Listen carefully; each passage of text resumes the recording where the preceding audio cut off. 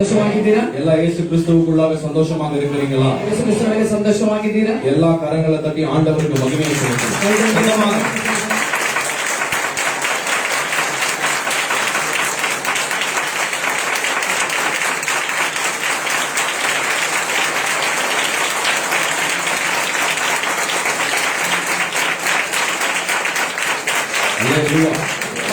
கர்த்தருடைய நாமத்திற்கு மகிமை உண்டாகுவதாக. கர்த்தருடைய நாமಕ್ಕೆ ಮಹಿಮೆ ಉಂಟಾಗಲಿ. நாங்கள் இதற்கு முன்பாக ಇದಕ್ಕೆ ಮುಂಚೆ ஒரு ஞாயிற்றுக்கிழமை என்ன செய்து கொண்டிருந்தோம்? ಪ್ರತಿ ಭಾನುವಾರ ನಾವು ಏನು ಮಾಡುತ್ತಿದ್ದೆವು? ஒரு அதிகாரத்தை வாசித்துக் கொண்டிருந்தோம். ಒಂದೊಂದು ಅಧ್ಯಾಯವನ್ನು ಓದುತ್ತಲಿದ್ದೆವು. மறுபடியுமாய் அதை ஆரம்பிக்கலாம். ಪುನಃ ಅದನ್ನು ಪ್ರಾರಂಭಿಸೋಣ. இந்த அதிகாரத்தை நாங்கள் வாசித்து இந்த ಅಧ್ಯಾಯವನ್ನು ಓದಿ அதற்கு பின்பு நாங்கள் தேவ செய்திக்கு நேராக கடந்து போகலாம். ದೇವರ ಸಂದೇಶಕ್ಕೆ ನೇರವಾಗಿ ಹೋಗೋಣ. திருப்பிக் கொள்ளலாம் வேதத்தை. ವೇದವನ್ನು ತಿರುಗಿಸೋಣ. ತೀತುಗೆ எழுதிய நிருபம் ತೀತನಿಗೆ ಬರೆದ ಪತ್ರಿಕೆ 1வது அதிகாரம் ಮುಳುವದುಮಾய் ವಾಸಿக்கலாம். 1ನೇ ಅಧ್ಯಾಯವನ್ನು ಪೂರ್ಣವಾಗಿ ಓದೋಣ.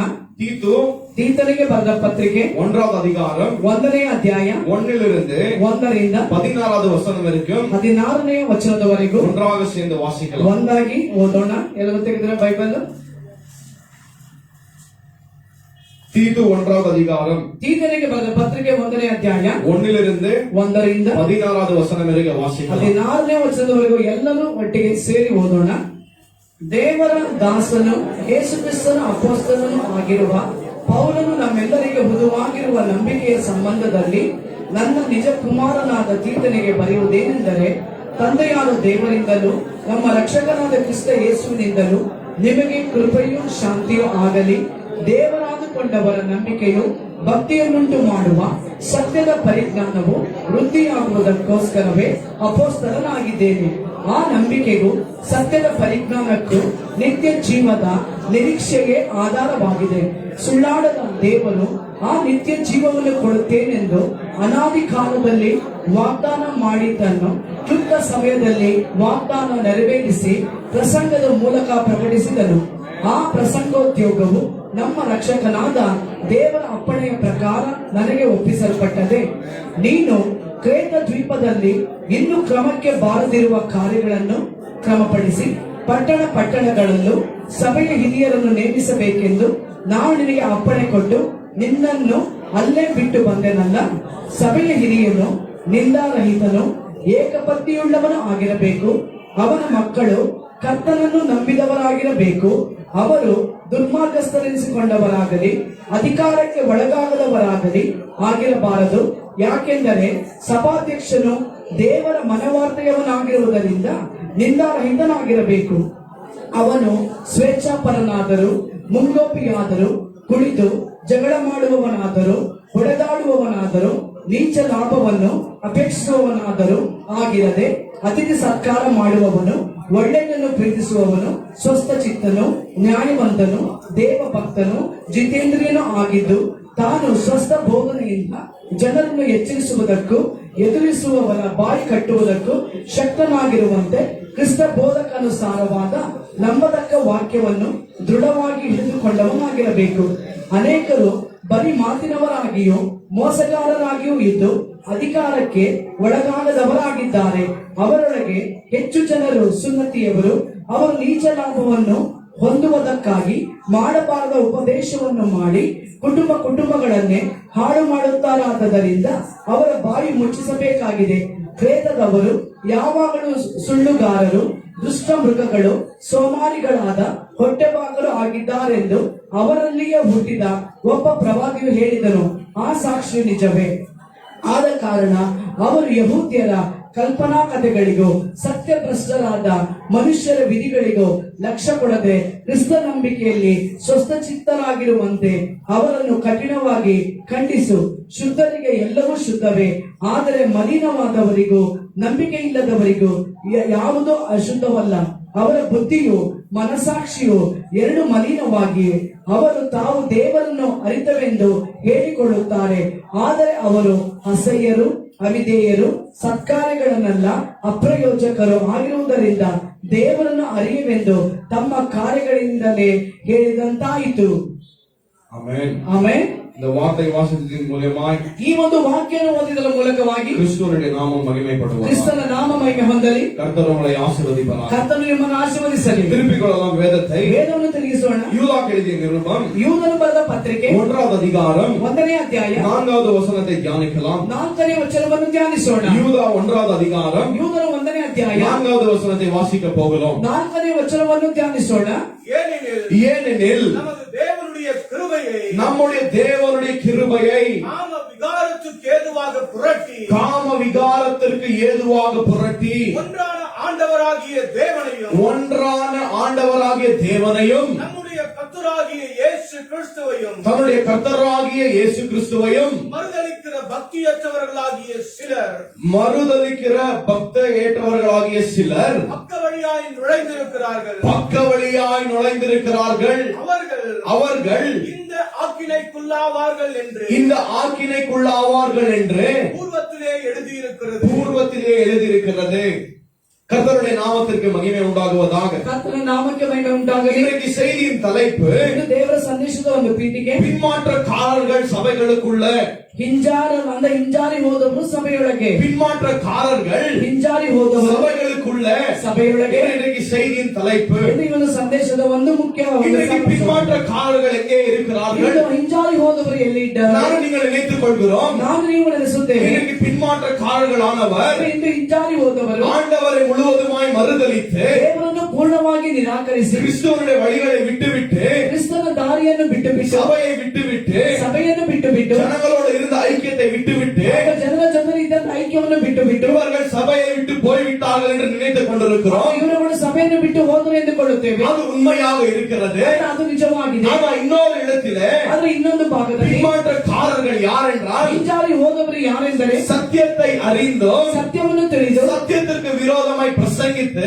ಸತ್ಯಕ್ಕೆ ವಿರೋಧವಾಗಿ ಪ್ರಸಂಗ ಮಾಡಿ கள்ள போதனைகளை செய்கிறவர்கள் மட்டும் தான் ಕಳ್ಳ ಬೋಧನೆಗಳನ್ನು ಮಾಡುವವರು ಮಾತ್ರವೇ பின்மாற்றக்காரர்கள் என்ற வார்த்தை நமக்கு தெளிவாக சொல்லுகிறது. ಹಿಂಜಾರಿ ಹೋದವರು ಎಂದು ವಾಕ್ಯ ನಮಗೆ ಸ್ಪಷ್ಟವಾಗಿ ಹೇಳುತ್ತದೆ. இன்றைக்கு ஆண்டவருக்கு இருக்கிற சத்துருக்கள் எங்கே இருக்கிறார்கள்? ಇಂದು ದೇವರಿಗೆ ವಿರೋಧವಾಗಿರುವಂತ ಶತ್ರುಗಳು ಎಲ್ಲಿದ್ದಾರೆ? சபைக்கு வெளியே இருக்கிறார்கள். ಸಭೆಗೆ ಹೊರಗೆ ಇದ್ದಾರೆ. ஆண்டவரை துன்பப்படுத்துகிறார்கள். ದೇವರನ್ನು ಹಿಂಸೆಪಡಿಸುತ್ತಾರೆ. தேவனுடைய ஜனங்களை துன்பப்படுத்துகிறார்கள். ದೇವರ ಜನರನ್ನು ಹಿಂಸೆಪಡಿಸುತ್ತಾರೆ. ஆனால் இன்றைக்கு ஆண்டவருடைய எதிரிகள் எங்கே இருக்கிறார்கள் என்றால் ದೇವರ ಒಂದು ಎದುರುಗಳು ಎಲ್ಲಿದ್ದಾರೆ? சபைகளுக்குள்ளாக இருக்கிறார்கள். ಸಭೆಯೊಳಗೆ ಇದ್ದಾರೆ. பிரசங்கித்துக் கொண்டிருக்கிறார்கள். ಪ್ರಸಂಗ ಮಾಡುತ್ತಾ ಇದ್ದಾರೆ. வேதாகம கற்றுக் கொடுவது கல்லூரிகளிலே ಅಂದ್ರೆ ಸತ್ಯವೇದವನ್ನು ಹೇಳಿಕೊಡುವಂತ ಆ ಒಂದು ಕಾಲೇಜುಗಳಲ್ಲಿ இந்த பின்மாற்றக்காரர்கள் இன்றைக்கு இருக்கிறார்கள் என்று வார்த்தை நமக்கு தெளிவாக சொல்கிறது. ಹಿಂಜಾರಿ ಹೋದವರು ಇದ್ದಾರೆ ಎಂದು ವಾಕ್ಯ ನಮಗೆ ಸ್ಪಷ್ಟವಾಗಿ ತೋರಿಸುತ್ತದೆ. இந்த உலகத்தில் இருக்கிற எல்லா சபையும் உண்மையான சபையாக இருக்க முடியாது. ಈ ಲೋಕದಲ್ಲಿ ಒಂದು ಎಲ್ಲಾ ಸಭೆಗಳು ನಿಜವಾದ ಒಂದು ಸಭೆಯಾಗಿರಲು ಸಾಧ್ಯವಿಲ್ಲ. ஆண்டவராகிய இயேசு கிறிஸ்து தெளிவாக சொல்லியிருக்கிறார். ಕರ್ತನಾದ ಯೇಸು ಕ್ರಿಸ್ತನು ಸ್ಪಷ್ಟವಾಗಿ ಹೇಳಿದ್ದಾರೆ. ஒரு இடத்தில் ஆண்டவர் ಒಂದು ಪಕ್ಕದಲ್ಲಿ உண்மையான விசுவாசிகளை ನಿಜವಾದ ವಿಶ್ವಾಸಿಗಳನ್ನು விதைக்கிறார். ಅವರು ಬಿತ್ತುತ್ತಾರೆ. அதே இடத்தில் பிசாசானவன் என்ன செய்கிறான்? ಅದೇ ಸ್ಥಳದಲ್ಲಿ ಪಿಶಾಚಿ ಏನು ಮಾಡುತ್ತಾನೆ? கள்ள விசுவாசிகளை விதைக்கிறான் என்ற வார்த்தை நமக்கு தெளிவாக சொல்லுகிறது. ಕಳ್ಳ ವಿಶ್ವಾಸಗಳನ್ನು ಬಿತ್ತುತ್ತಾನೆ ಎಂದು ವಾಕ್ಯ ನಮಗೆ ಸ್ಪಷ್ಟವಾಗಿ ಹೇಳುತ್ತದೆ. ஒரே சபையில ಒಂದೇ ಸಭೆಯಲ್ಲಿ விசுவாசிகளும் இருக்கிறார்கள், ವಿಶ್ವಾಸಿಗಳು ಇದ್ದಾರೆ, பேர் கிறிஸ்தவர்களும் இருக்கிறார்கள். ಹೆಸರಿಗೆ ಕ್ರೈಸ್ತರು ಇದ್ದಾರೆ. உண்மையான விசுவாசிகள் பரலோகத்திற்கு போகிறார்கள், ನಿಜವಾದ ವಿಶ್ವಾಸಿಗಳು ಪರಲೋಕಕ್ಕೆ ಹೋಗುತ್ತಾರೆ. பொய்யான விசுவாசி நரகத்திற்கு போகிறார்கள் என்ற வார்த்தை நமக்கு தெளிவாக சொல்லுகிறது. ಆದರೆ ಸುಳ್ಳಾದ ವಿಶ್ವಾಸಗಳು ನರಕಕ್ಕೆ ಹೋಗುತ್ತಾರೆ ಎಂದು ವಾಕ್ಯ ನಮಗೆ ಸ್ಪಷ್ಟವಾಗಿ ಹೇಳುತ್ತದೆ. அப்ப இந்த யூதாவானவர் ಅದರಿಂದ ಇಲ್ಲಿ ಯೂದನು இந்த நிருபத்தை ಇದು ಪತ್ರಿಕೆ விசுவாசிகளுக்காக எழுதுகிறார். ವಿಶ್ವಾಸಿಗಳಿಗಾಗಿ ಬರೆಯುತ್ತಾರೆ. அப்ப 3வது வசனத்தை நாங்கள் லாஸ்ட் வீக் வாசித்திருக்கிறோம். ಹಾಗೂ 3ನೇ ವಚನವನ್ನು ನಾವು ಕಳೆದ ವಾರ ನೋಡಿದ್ದೇವೆ. அப்ப யூதா இப்படியாக சொல்லுகிறார், ಯೂದನು ಹೀಗೆ ಹೇಳುತ್ತಾನೆ, பிரியமானவர்களே, ಪ್ರಿಯವಾದವರೇ, பொதுவான ரட்சிப்பை குறித்து ಈ ಒಂದು ಅಮೂಲ್ಯವಾದ ರಕ್ಷಣೆಯನ್ನು நான் உங்களுக்கு எழுத இருக்கையில் ನಾವು ನಿಮಗೆ ಬರೆಯುವುದು அவர் ரட்சிப்பை குறித்து எழுத வேண்டும் என்று ஆவலாக இருக்கிறார். ರಕ್ಷಣೆಯನ್ನು ಕುರಿತಾಗಿ ಬರೆಯಬೇಕೆಂದು ಅವರು ಬಹಳ ಕಾತುರವಾಗಿದ್ದಾರೆ. ஆனால் யூதாவின் காதுகளிலே ಆದರೆ ಯೂದನ சில ಕಿವಿಗಳಲ್ಲಿ காரியங்கள் விழுகிறது. ಕಾರ್ಯಗಳು ಬೀಳುತ್ತವೆ. யூதா அறிகிறான், ಯೂದನು ತಿಳಿಯುತ್ತಾನೆ, கள்ள போதகர்கள் சபைக்குள்ளாக வந்து விட்டார்கள். ಕಳ್ಳ ಬೋಧಕರುಗಳು ಸಭೆಯೊಳಗೆ ಬಂದಿದ್ದಾರೆ. இவர்கள் பக்க வழியாக நுழைந்து ಇವರು ಹಾಗೆ ನಯವಂಚಕವಾಗಿ ಒಳಗೆ ಬಂದು ஆண்டவருக்கு விரோதமாய், ದೇವರಿಗೆ ವಿರೋಧವಾಗಿ, வேதாகமத்தில் இருக்கிற போதனைகளுக்கு விரோதமாய் ಸತ್ಯವೇದದಲ್ಲಿರುವ ಮಾಡುವಂತಹ ಒಂದು ಬೋಧನೆಗಳಿಗೆ ವಿರೋಧವಾಗಿ பிரசங்கம் செய்து கொண்டிருக்கிறார்கள் என்று அறிந்து ಪ್ರಸಂಗ ಮಾಡುತ್ತಿದ್ದಾರೆ ಎಂದು ತಿಳಿದು யூதா என்ன செய்கிறார்? ಯೂದನು ಏನು இந்த ಮಾಡುತ್ತಾರೆ? நிருபத்தை சபை ஜனங்களுக்காக ಈ எழுதுகிறார். ಒಂದು ಪತ್ರಿಕೆಯನ್ನು ಸಭೆಯ ಜನಗಳಿಗಾಗಿ ಬರೆಯುತ್ತಾರೆ. அப்ப இந்த இடத்துல யூதா இப்படியாக சொல்லுகிறார், ಈ ಸ್ಥಳದಲ್ಲಿ ಯೂದನು ಹೀಗೆ ಹೇಳುತ್ತಾನೆ, உங்களுக்கு ஒரே தரம் ஒப்புவிக்கப்பட்ட விசுவாசத்திற்காக ನಿಮಗೆ ಒಂದೇ ಸಾರಿ ಒಪ್ಪಿಸಲ್ಪಟ್ಟಂತ ವಿಶ್ವಾಸಕ್ಕಾಗಿ நீங்கள் தைரியமாய் போராடுங்கள். ನೀವು ಧೈರ್ಯವಾಗಿ ಹೋರಾಡಿರಿ. அப்ப ஆண்டவர் விசுவாசங்களை பார்த்து என்ன சொல்லுகிறார்? ದೇವರ ವಿಶ್ವಾಸಗಳನ್ನು ನೋಡಿ ಏನು ಹೇಳುತ್ತಾರೆ? ನಾನು ನೀವು ஒரே தரம் ಒಂದೇ ಸಾರಿ நீதிமான்களுக்கு ஒப்புவிக்கப்பட்ட ನೀತಿವಂತರಿಗೆ ಒಪ್ಪಿಸಲ್ಪಟ್ಟ விசுவாசத்திற்காக ವಿಶ್ವಾಸಕ್ಕಾಗಿ தைரியமாய் போராட வேண்டும் என்று ಧೈರ್ಯವಾಗಿ ಹೋರಾಡಬೇಕು. ஆண்டவர் யூதாவின் மூலமாய் நமக்கு தெளிவாக எழுதி வைத்திருக்கிறார். ದೇವರು ಯೂದನ ಮೂಲಕವಾಗಿ ನಮಗೆ ಸ್ಪಷ್ಟವಾಗಿ ಬರೆದಿಟ್ಟಿದ್ದಾರೆ. நீங்கள் சத்தியத்தை அறிந்தால் மட்டும் தான் ನಾನು ನೀವು ಸತ್ಯವನ್ನು ತಿಳಿದರೆ இந்த ಮಾತ್ರ விசுவாசத்தின் போராட்டத்தை தைரியமாக போராட முடியும். ಒಂದು ವಿಶ್ವಾಸದ ಹೋರಾಟವನ್ನು ಧೈರ್ಯವಾಗಿ ಹೋರಾಡಲು ಸಾಧ್ಯ. நம்மளுக்கு வேதாகம ஞானம் நமக்குள்ளாக காணப்பட வேண்டும். ಅಂದ್ರೆ ಸತ್ಯದ ಒಂದು ಅಂದ್ರೆ ಸತ್ಯವೇದದಲ್ಲಿ ಒಂದು ಜ್ಞಾನವು ನಮ್ಮೊಳಗೆ ಅದು ತೋರಲ್ಪಡಬೇಕು. அந்த ஞானம் நமக்கு எப்படி கிடைக்கிறது? ಆ ಜ್ಞಾನ ನಮಗೆ ಹೇಗೆ ಸಿಗುತ್ತದೆ? நீங்களும் இந்த வார்த்தைகளை இரவும் பகலும் தியானிக்க வேண்டும் என்று வார்த்தை சொல்லுகிறது. ನೀವು ಈ ಒಂದು ವಾಕ್ಯವನ್ನು ಹಗಲು ರಾತ್ರಿ ಧ್ಯಾನಿಸಬೇಕೆಂದು ವಾಕ್ಯ ಹೇಳುತ್ತದೆ. எப்பொழுது இந்த வார்த்தைகளை நீங்கள் தியானிக்கிறோமோ ಯಾವಾಗ இந்த ವಾಕ್ಯವನ್ನು ನಾನು ನೀವು ಧ್ಯಾನಿಸುತ್ತೇವೆ, ஆவியானவர் நம்முடைய வார்த்தை நமக்கு கற்றுக் கொடுக்கிறவராக இருக்கிறார். ದೇವರಾತ್ಮನು ತನ್ನ ವಾಕ್ಯವನ್ನು ನಮಗೆ ಕಲಿಸಿಕೊಡುವವರಾಗಿದ್ದಾನೆ. அவர் சத்தியத்தின் தேவனாக இருக்கிறார். ಸತ್ಯದ ದೇವರಾಗಿದ್ದಾನೆ. அவர் நமக்கு சத்தியத்தை வெளிப்படுத்துகிற தேவனாக இருக்கிறார். ಅವರು ನಮಗೆ ಸತ್ಯವನ್ನು ಪ್ರಕಟಿಸುವಂತಹ ದೇವರಾಗಿದ್ದಾನೆ. நீங்கள் சத்தியத்தை அறிந்தால் மட்டும்தான் இந்த விசுவாசத்தின் போராட்டத்தை போராட முடியும். ನಾನು ನೀವು ಸತ್ಯವನ್ನು ತಿಳಿದಾಗ ಮಾತ್ರವೇ ಒಂದು ವಿಶ್ವಾಸದ ಹೋರಾಟವನ್ನು ಮಾಡಲಿಕ್ಕೆ ಸಾಧ್ಯ. ஆனால் இப்பொழுது இந்த சபையில் இருக்கிற விசுவாசிகளை பார்த்தீர்கள் என்றால் ಆದ್ರೆ ಇಲ್ಲಿ ಈ ಒಂದು ಸಭೆಯಲ್ಲಿರುವಂತಹ ವಿಶ್ವಾಸಗಳನ್ನು ನೋಡುವಾಗ ஜனங்களுக்கு ஆண்டவரின் மேல வைராக்கியம் இல்லை, ಹಾಗೂ ಜನಗಳಿಗೆ ದೇವರ ಮೇಲೆ ವೈರಾಗ್ಯವಿಲ್ಲ, சத்தியத்தின் மேல வைராக்கியம் இல்லை, ಸತ್ಯದ ಮೇಲೆ ವೈರಾಗ್ಯವಿಲ್ಲ. ஆண்டவரிடத்தில் என்ன பெற்றுக் கொள்ளலாம் என்று ಅದು ದೇವರ ಬಳಿಯಲ್ಲಿ ಏನು ಹೊಂದಿಕೊಳ್ಳೋಣ இப்படிப்பட்ட வாழ்க்கை நீங்கள் வாழ்ந்து கொண்டிருக்கிறோம். ಈ ರೀತಿಯಾದ ಜೀವಿತವನ್ನು ನಾನು ನೀವು ಅಂದ್ರೆ ಎದುರು ನೋಡುತ್ತಲಿದ್ದೇವೆ. இந்த ரட்சிப்பை ಈ ರಕ್ಷಣೆ நீங்கள் சாதாரணமாய் பார்க்கிறோம். ನಾವು ನೀವು ಸಾಧಾರಣವಾಗಿ ನೋಡುತ್ತೇವೆ. ஆனால் வார்த்தை சொல்லுகிறது, ಆದರೆ ವಾಕ್ಯ ಹೇಳುತ್ತದೆ, இவ்வளவு பெரிய ரட்சிப்பை நீங்கள் எப்படி நிராகரிக்க முடியும் என்று. ರಕ್ಷಣೆಯನ್ನು ನಾವು ನೀವು ಹೇಗೆ ನಿರಾಕರಿಸಲು ಸಾಧ್ಯ? இந்த ரட்சிப்பை நீங்கள் கேவலமாய் பார்த்தோம் என்றால், ರಕ್ಷಣೆಯನ್ನು ನಾವು ನೀವು ಕೇವಲವಾಗಿ ನೋಡುವುದಾದರೆ, இல்ல அசட்டையா நினைத்தோம் என்றால், ಇದನ್ನು ಅಸಡ್ಡೆಯಾಗಿ ನೆನೆಸುವುದಾದರೆ நம்முடைய கதி நரகம் என்று வார்த்தை ನಮ್ಮ சொல்லுகிறது. ಗತಿ ನರಕವೆಂದು ವಾಕ್ಯ அப்ப ಹೇಳುತ್ತದೆ. ஆண்டவர் ದೇವರು வார்த்தையில தெளிவாக சொல்லியிருக்கிறார், ವಾಕ್ಯದಲ್ಲಿ ಸ್ಪಷ್ಟವಾಗಿ ಹೇಳ್ತಾರೆ, இந்த ஜனத்தை எனக்கென்று நான் ஏற்படுத்தியிருக்கிறேன். ಈ ಜನಗಳನ್ನು ನಾನು ನನಗೆಂದು ಏರ್ಪಡಿಸಿದೆ. இவர்களின் துதியை சொல்லி வருவார்கள். ಇವರು ನನ್ನನ್ನು ಸ್ತುತಿಸುತ್ತಾ ಬರುತ್ತಾರೆ. நீங்கள் என்னுடைய பிள்ளைகளாக இருக்கிறீர்கள். ನೀವು ನನ್ನ ಮಕ್ಕಳಾಗಿದ್ದೀರಿ. நான் உங்களுடைய தேவனாக இருக்கிறேன். ನಾನು ನಿಮಗೆ ದೇವರಾಗಿದ್ದೇನೆ. நான் விரும்புகிற காரியங்களை நீங்கள் நிறைவேற்ற வேண்டும் என்று ஆண்டவர் நம்மளை பார்த்து தெளிவாக சொல்லுகிறார். ನಾನು ಬಯಸುವಂತ ಕಾರ್ಯಗಳನ್ನು ನೀವುಗಳು ನೆರವೇರಿಸಬೇಕೆಂದು ದೇವರು ನಮ್ಮನ್ನು ನೋಡಿ ಹೇಳುತ್ತಾರೆ. ஆண்டவர் மனுஷனிடத்திலிருந்து என்ன விரும்புகிறார்? ದೇವರು ಮನುಷ್ಯನ ಬಳಿಯಿಂದ ಏನೆಂದು ನೋಡುತ್ತಾರೆ? மனுஷனான நீங்களும் ಮನುಷ್ಯರಾದ ನಾನು ನೀವು ஆண்டவருடைய ரத்தத்தினாலே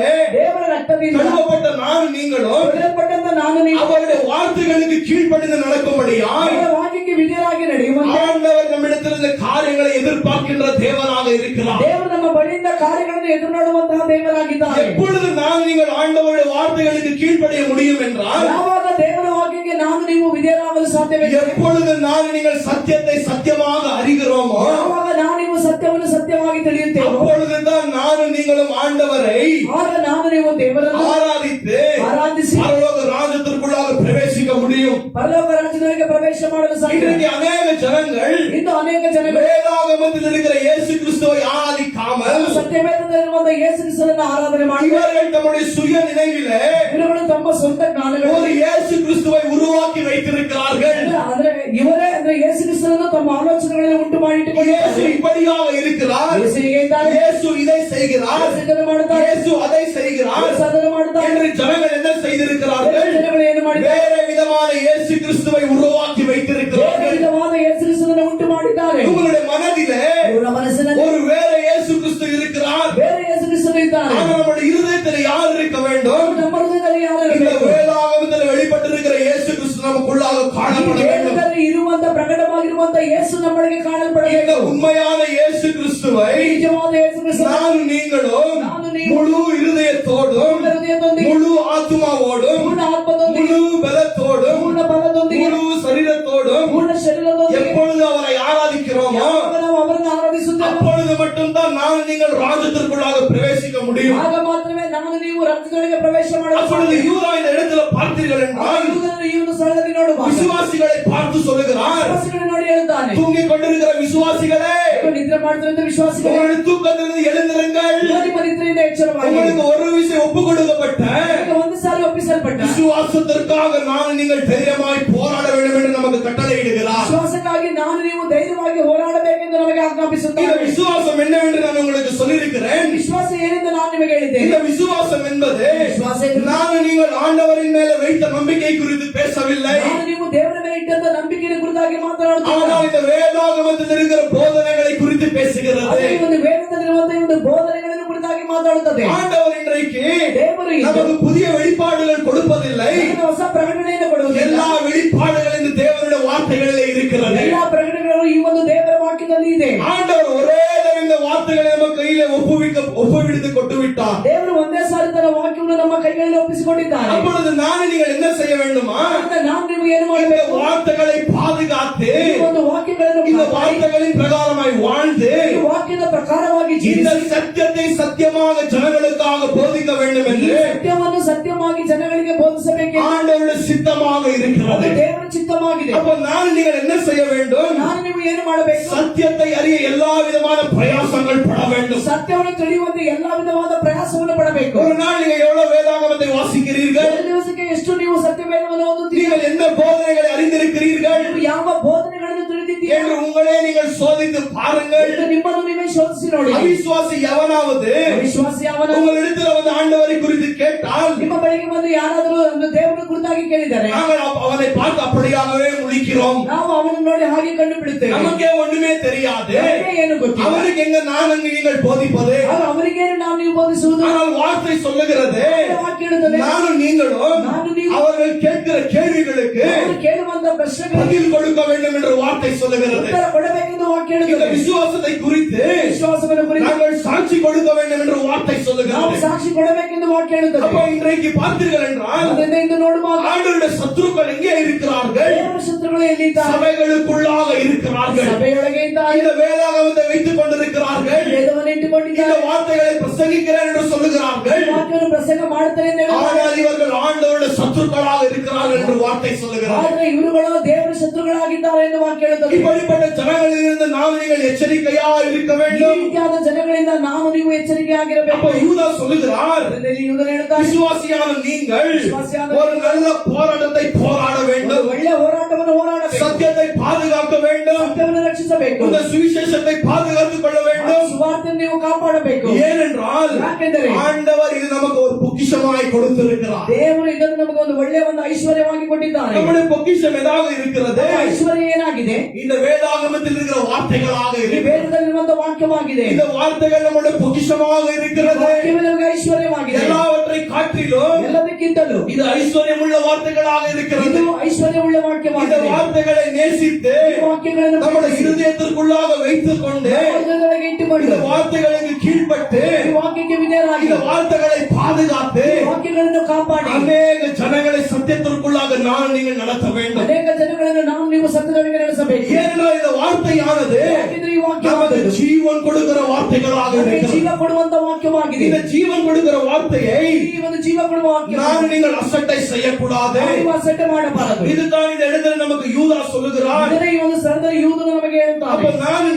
நான் நீங்கள் ஆண்டவருடைய வார்த்தை என்கிற பொக்கிஷத்தை என்ன செய்ய வேண்டும்? ದೇವರ ವಾಕ್ಯದಲ್ಲಿ ಇರುವಂತ ಈ ಒಂದು ಐಶ್ವರ್ಯವನ್ನು ಏನು ಮಾಡಬೇಕು? பாதுகாக்க வேண்டும். ಅದನ್ನು ಕಾಪಾಡಬೇಕು. நீங்க எங்கேயோ ஒரு இடத்துக்கு போறீர்கள், ನೀವು ಯಾವುದೋ ಒಂದು ಸ್ಥಳಕ್ಕೆ ಹೋಗುತ್ತೀರಾ, அந்த இடத்துல ಆ ಸ್ಥಳದಲ್ಲಿ உங்களுக்கு ஒரு டைமண்ட் கிடைத்து விட்டால் நீங்கள் என்ன செய்வீர்கள்? ನಿಮಗೊಂದು ವಜ್ರ ಸಿಕ್ಕಿದರೆ ಏನು ಮಾಡುತ್ತೀರಾ? அது யாருக்கும் காண்பிக்காமல் ಅದನ್ನು ಯಾರಿಗೂ ತೋರಿಸಲ್ಲ. ஒரு இடத்துல போய் ಒಂದು ಸ್ಥಳದಲ್ಲಿ ಹೋಗಿ அதை மூடி மறைத்து வைத்து விடுவீர்கள். ಅದನ್ನು ಭದ್ರವಾಗಿ ಮುಚ್ಚಿಡುತ್ತೀರಾ. யாருக்குமே சொல்ல மாட்டீர்கள். ಯಾರಿಗೂ ಹೇಳುವುದಿಲ್ಲ. ஏனென்றால் அது வெளியேறப்பட்ட காரியமாக ಯಾಕೆಂದರೆ இருக்கிறது. ಅದು ಬಹಳ ಅಮೂಲ್ಯವಾದ ಕಾರ್ಯವಾಗಿದೆ. ஆனால் அந்த டைமண்டை பார்க்கிலும் ವಜ್ರಕ್ಕಿಂತಲೂ இந்த வார்த்தையானது ವಾಕ್ಯವಾದದ್ದು அதிகமாய் விலைவாசி உள்ள வார்த்தையாக ಹೆಚ್ಚಾಗಿ இருக்கிறது. ಬೆಲೆಯುಳ್ಳ ಅಮೂಲ್ಯವಾಗಿದೆ. அப்ப இந்த வார்த்தை நான் நீங்கள் என்ன செய்ய வேண்டும்? ವಾಕ್ಯವನ್ನು ನಾವು ನೀವು ಏನು ಮಾಡಬೇಕು? அந்த வார்த்தைகளை அறிந்து ಆ ವಾಕ್ಯಗಳನ್ನು இந்த ತಿಳಿದು விசுவாசத்திற்காக நான் நீங்கள் தைரியமாய் போராட வேண்டும். ವಿಶ್ವಾಸಕ್ಕಾಗಿ ನಾನು ನೀವು ಧೈರ್ಯವಾಗಿ ಹೋರಾಡಬೇಕು. ஏனென்றால் சத்துருக்கள் இந்த வார்த்தைகளுக்கு விரோதமாய் போராடி கொண்டிருக்கிறார்கள். ಯಾಕಂದರೆ ಶತ್ರುಗಳು ಈ ಒಂದು ವಾಕ್ಯಕ್ಕೆ ವಿರೋಧವಾಗಿ ಹೋರಾಡುತ್ತಿದ್ದಾರೆ. சத்தியத்தை சத்தியமாக போதிக்காமல் ಸತ್ಯವನ್ನು ಸತ್ಯವಾಗಿ ವಿರುದ್ಧವಾಗಿ ಬೋಧಿಸದೆ தேவனுடைய கிருபை புரட்டி போடுகிறார்கள். ದೇವರ ಕೃಪೆಗಳನ್ನು ಅವರು ಅಲ್ಲಗಳೆಯುತ್ತಾರೆ. இயேசு கிறிஸ்துவை குறித்து தப்பாக போதிக்கிறார்கள். ಯೇಸುವಿನ ಕುರಿತಾಗಿ ತಪ್ಪಾಗಿ ಬೋಧಿಸುತ್ತಾರೆ. செழிப்பின் உபதேசத்தை போதித்துக் கொண்டிருக்கிறார்கள். ಐಶ್ವರ್ಯದ ಉಪದೇಶವನ್ನು ಬೋಧಿಸುತ್ತಿದ್ದಾರೆ. அப்போ நீங்கள் என்ன செய்ய வேண்டும்? ನಾನು ನೀವು ಏನು ಮಾಡಬೇಕು? எச்சரிக்கையாய் இருக்க வேண்டும். ಎಚ್ಚರಿಕೆಯಾಗಿರಬೇಕು. அப்போ 4வது வசனத்திலே ನಾಲ್ಕನೇ ವಚನ யூதா இப்படியாக சொல்லுகிறார். ಹೀಗೆ ಹೇಳುತ್ತಾನೆ. ஏனென்றால் ಯಾಕೆಂದರೆ சில ஜனங்கள் ಕೆಲವು ಜನರು பக்கவளையாய் நுழைந்திருக்கிறார்கள். ಅವರುಗಳು ನಯವಂಚಕವಾಗಿ ಬಂದಿದ್ದಾರೆ. அப்ப 3வது வசனத்திலே 4வது வசனத்திலே 3-4 ವಚನದಲ್ಲಿ யூதா எதற்காக இந்த நிருபத்தை எழுதியிருக்கிறார் என்று ಯೂದನು ಯಾತಕ್ಕಾಗಿ ಒಂದು ಪತ್ರಿಕೆಯನ್ನು ಬರೆದಿದ್ದಾರೆ. அந்த நோக்கம் இந்த வார்த்தைகளிலே இருக்கிறது. ಅವನ ಉದ್ದೇಶವು ಈ ಒಂದು ವಾಕ್ಯದಲ್ಲಿ ಇದೆ. ஏனென்றால் ಯಾಕೆಂದರೆ சில ஜனங்கள் ಕೆಲ ಜನಗಳು பக்கவளையாய் நுழைந்து ನಯವಂಚಕವಾಗಿ ಬಂದು இந்த விசுவாசத்தை என்ன செய்து கொண்டிருக்கிறார்கள்? ವಿಶ್ವಾಸವನ್ನು ಏನು ಮಾಡ್ತಲಿದ್ದಾರೆ? பாழாக்கி கொண்டிருக்கிறார்கள். ಹಾಳು ಮಾಡ್ತಲಿದ್ದಾರೆ. அப்ப யூதா விசுவாசிகளை பார்த்து சொல்லுகிறார், ಯೂದನ ವಿಶ್ವಾಸವನ್ನು ನೋಡಿ ಹೇಳುತ್ತಾರೆ, தேவனுடைய ஜனங்களே, ದೇವಜನಗಳೇ, கள்ள போதகர்கள், ಕಳ್ಳ ಬೋಧಕರು, கள்ள போதனைகள்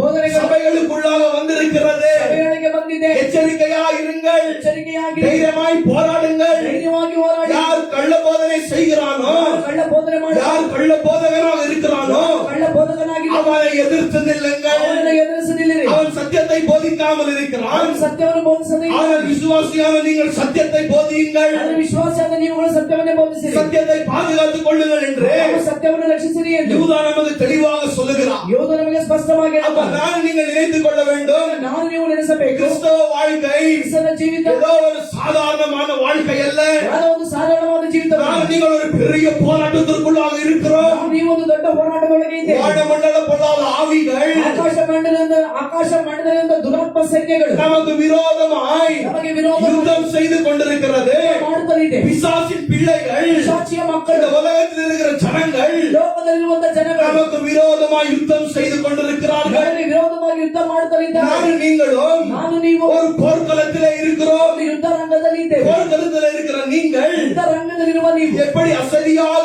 இருந்து ಹೇಗೆ ನೀವು ಅಂದ್ರೆ ಒಂದು ಆಲಸ್ಯವಾಗಿ ಇದ್ದು நீங்கள் எப்படி தூங்க முடியும் என்று ನೀವು ಹೇಗೆ ನಿದ್ರೆ ಮಾಡಲು ಸಾಧ್ಯ? எனக்கு தெரியாது.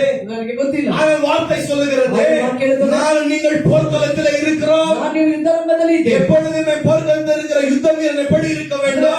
ಅಂದ್ರೆ ಆ ಒಂದು ಯುದ್ಧ ಭೂಮಿಯಲ್ಲಿ ಇರುವಂತಹ ಯುದ್ಧ ವೀರರುಗಳು ಹೇಗಿರಬೇಕು? எப்பொழுதுமே நாங்கள் விழித்திருந்து ಯಾವಾಗಲೂ ಎಚ್ಚರವಾಗಿ சத்ரு எந்த இடத்துல வருகிறான், ಶತ್ರು ಯಾವ ವಿಧದಲ್ಲಿ அவன் ಬರ್ತಾನೆ, நம்மளை எப்படி அட்டாக் செய்கிறான் என்று ಅವನು ಹೇಗೆ ನಮ್ಮನ್ನು ಆವರಿಸುತ್ತಾನೆ ಎಂದು எச்சரிக்கையா இருக்க வேண்டும். ಎಚ್ಚರಿಕೆಯಾಗಿರಬೇಕು. அதை போலவே ಹಾಗೆ விசுவாசிகள் விசுவாசிகள் எப்பொழுதுமே எச்சரிக்கையா இருக்க வேண்டும். ಯಾವಾಗಲೂ ಎಚ್ಚರಿಕೆಯಾಗಿರಬೇಕು. எந்த விதமான போதகர்கள் வருகிறார்கள், ಯಾವ ವಿಧವಾದ ಬೋಧಕರು எந்த ಬರ್ತಾರೆ, விதமான கள்ள போதனைகள் சபைகளுக்குள்ளாக வருகிறது என்று ಯಾವ ವಿಧವಾದ ಕಳ್ಳ ಬೋಧನೆ ಸಭೆಗಳಿಗೆ ಬರುತ್ತದೆ ಎಂದು நான் நீங்கள் எச்சரிக்கையா இருக்க வேண்டும். ನೀವು ಎಚ್ಚರಿಕೆಯಾಗಿರಬೇಕು. நீங்கள் வரலாற்றை படித்தீர்கள் என்றால் ಅಂದ್ರೆ ಅವನ ಇತಿಹಾಸಗಳನ್ನು ಓದಿದರೆ ஆயிரமான கள்ள போதனைகள் ಸಾವಿರ ಕಳ್ಳ ಬೋಧನೆ சபைகளுக்குள்ளாக வந்திருக்கிறது. ಸಭೆಗಳಿಗೆ ಬಂದಿದೆ. ஆனா உண்மையான ஊழியக்காரர்கள், ನಿಜವಾದ ಸೇವಕರು, தேவனுடைய ஜனங்கள் ದೇವಜನರು இந்த கள்ள போதனைகளுக்கு விரோதமாய் போராடி ಕಳ್ಳ ಬೋಧನೆಗೆ ವಿರೋಧವಾಗಿ ಹೋರಾಡಿ அவருடைய ஜீவனே நம்மளுக்கு இந்த வரலாற்றில் கொடுத்திருக்கிறார்கள். ಅವರ ಜೀವನವನ್ನೇ ನಮಗಾಗಿ ಕೊಟ್ಟಿದ್ದಾರೆ. எதற்காக? அந்த சத்தியத்திற்காக, ಅದಕ್ಕಾಗಿ ಅವನು அந்த ಸತ್ಯಕ್ಕಾಗಿ சத்தியத்திற்காக போராடினார்கள். ಸತ್ಯಕ್ಕಾಗಿ ಹೋರಾಡಿದರು. யுத்த பூமியில ಯುದ್ಧ ಭೂಮಿಯಲ್ಲಿ எப்பொழுது முன்பாக இருக்கிற மனுஷனுக்கு ಯಾವಾಗಲೂ ಮುಂದೆ ಇರುವಂತ ಮನುಷ್ಯನಿಗೆ முதலாவது சாவு வருகிறது. ಮೊದಲು ಅವನಿಗೆ ಸಾವು ಬರುತ್ತದೆ. ஏனென்றால் அவன் தைரியமாக நின்று கொண்டிருக்கிறான். ಅವನಲ್ಲಿ ಧೈರ್ಯವಾಗಿ ನಿಂತಿದ್ದಾನೆ. முதலாவது அட்டாக் யார் மேல வருகிறது? ಮೊದಲು ಶತ್ರು ಯಾರನ್ನ ಆವರಿಸುತ್ತಾನೆ? அந்த யார் ஸ்டார்டிங்ல நின்று கொண்டிருக்கிறார்களோ ಅವನು ಮೊದಲ ಸಾಲಿನಲ್ಲಿ ನಿಂತಿದ್ದಾನೆ. அவர்களின் மேலே அந்த காரியங்கள் ஆகிறது. ಅವರ ಮೇಲೆ ಆ ಒಂದು ಕಾರ್ಯಗಳು அப்ப விசுவாசிகளான நான் நீங்கள் ವಿಶ್ವಾಸಿಗಳಾದ ನಾನು ನೀವು யுத்த பூமியில எங்கே இருக்கிறோம்? ಯುದ್ಧ ಭೂಮಿಯಲ್ಲಿ ಎಲ್ಲಿ ஏதோ பின்னால அப்படியே நின்று கொண்டு ಏನು ಹಾಗೆ ಹಿಂದೆ ನಿಂತು பயப்பட்டு அப்படியே ஓடுவதற்காக ஆண்டவர் நம்மளை அழைக்கவில்லை. ನಾವು ಭಯಪಟ್ಟು ಓಡುವುದಕ್ಕಾಗಿ ದೇವರು ஆனால் இந்த யுத்த பூமியிலே ಈ ಒಂದು ಯುದ್ಧ ಭೂಮಿಯಲ್ಲಿ முன்பாக நின்று ಮುಂಭಾಗ ನಿಂತು தைரியமாய் போராடும்படியா ಧೈರ್ಯವಾಗಿ ಹೋರಾಡುವ ஆண்டவர் என்னையும் உன்னையும் அழைத்திருக்கிறார். ದೇವರು ನನ್ನನ್ನು ನಿನ್ನನ್ನು ಕರೆದಿದ್ದಾನೆ. அதுதான் நம்மளுடைய காலிங் என்ற வார்த்தை சொல்லுகிறது. ಅದೇ ನಮ್ಮ ಕರೆ ಎಂದು ದೇವರ ವಾಕ್ಯ நம்முடைய ಹೇಳುತ್ತದೆ. காலிங் அதாக இருக்கிறது. ನಮ್ಮ ಕರೆಯಾಗಿದೆ. எல்லா விதமான தீய போதனைகளுக்கு விரோதமாய், ಎಲ್ಲ ವಿಧವಾದ ಕೆಟ್ಟ ಬೋಧನೆಗಳಿಗೆ ವಿರೋಧ, கள்ள போதகர்களுக்கு விரோதமாய் ಕಳ್ಳ ಬೋಧಕರಿಗೆ ವಿರೋಧವಾಗಿ நாங்கள் போராட வேண்டும் என்று வார்த்தை ನಾವು சொல்லுகிறது. ಹೋರಾಡಬೇಕೆಂದು ವಾಕ್ಯ ಹೇಳುತ್ತದೆ. இதை எல்லா இடத்திலும் ಎಲ್ಲಾ ಸ್ಥಳಗಳಲ್ಲಿ அநேக சபைகளிலும் ಅನೇಕ ಸಭೆಗಳಲ್ಲಿ தேவனுடைய சத்தியத்திற்கு விரோதமாய் ದೇವರ ಸತ್ಯಕ್ಕೆ ವಿರೋಧವಾಗಿ பிசாசானவன் போராடி கொண்டிருக்கிறான். ಪಿಶಾಚಿ ಹೋರಾಡುತ್ತಲಿದ್ದಾನೆ. பிசாசு எப்படி ஜனங்களை ஏற்படுத்துகிறான்? ಪಿಶಾಚಿ ಹೇಗೆ ಜನಗಳನ್ನು ಏರ್ಪಡಿಸುತ್ತಾನೆ? பிசாசு எப்படி கிரியை செய்கிறான்? ಪಿಶಾಚಿ ಹೇಗೆ ಕ್ರಿಯೆ அவனுக்கு ஒரு கூட்ட ஜனங்கள் இருக்கிறார்கள். ಒಂದು ಕೂಟ ಜನಗಳಿದ್ದಾರೆ. இன்னைக்கு பிசாசின் ஜனங்கள் எங்கே இருக்கிறார்கள்? ಪಿಶಾಚಿ ಜನಗಳಿದ್ದಾರೆ. சபைகளுக்குள்ளாக இருக்கிறார்கள்.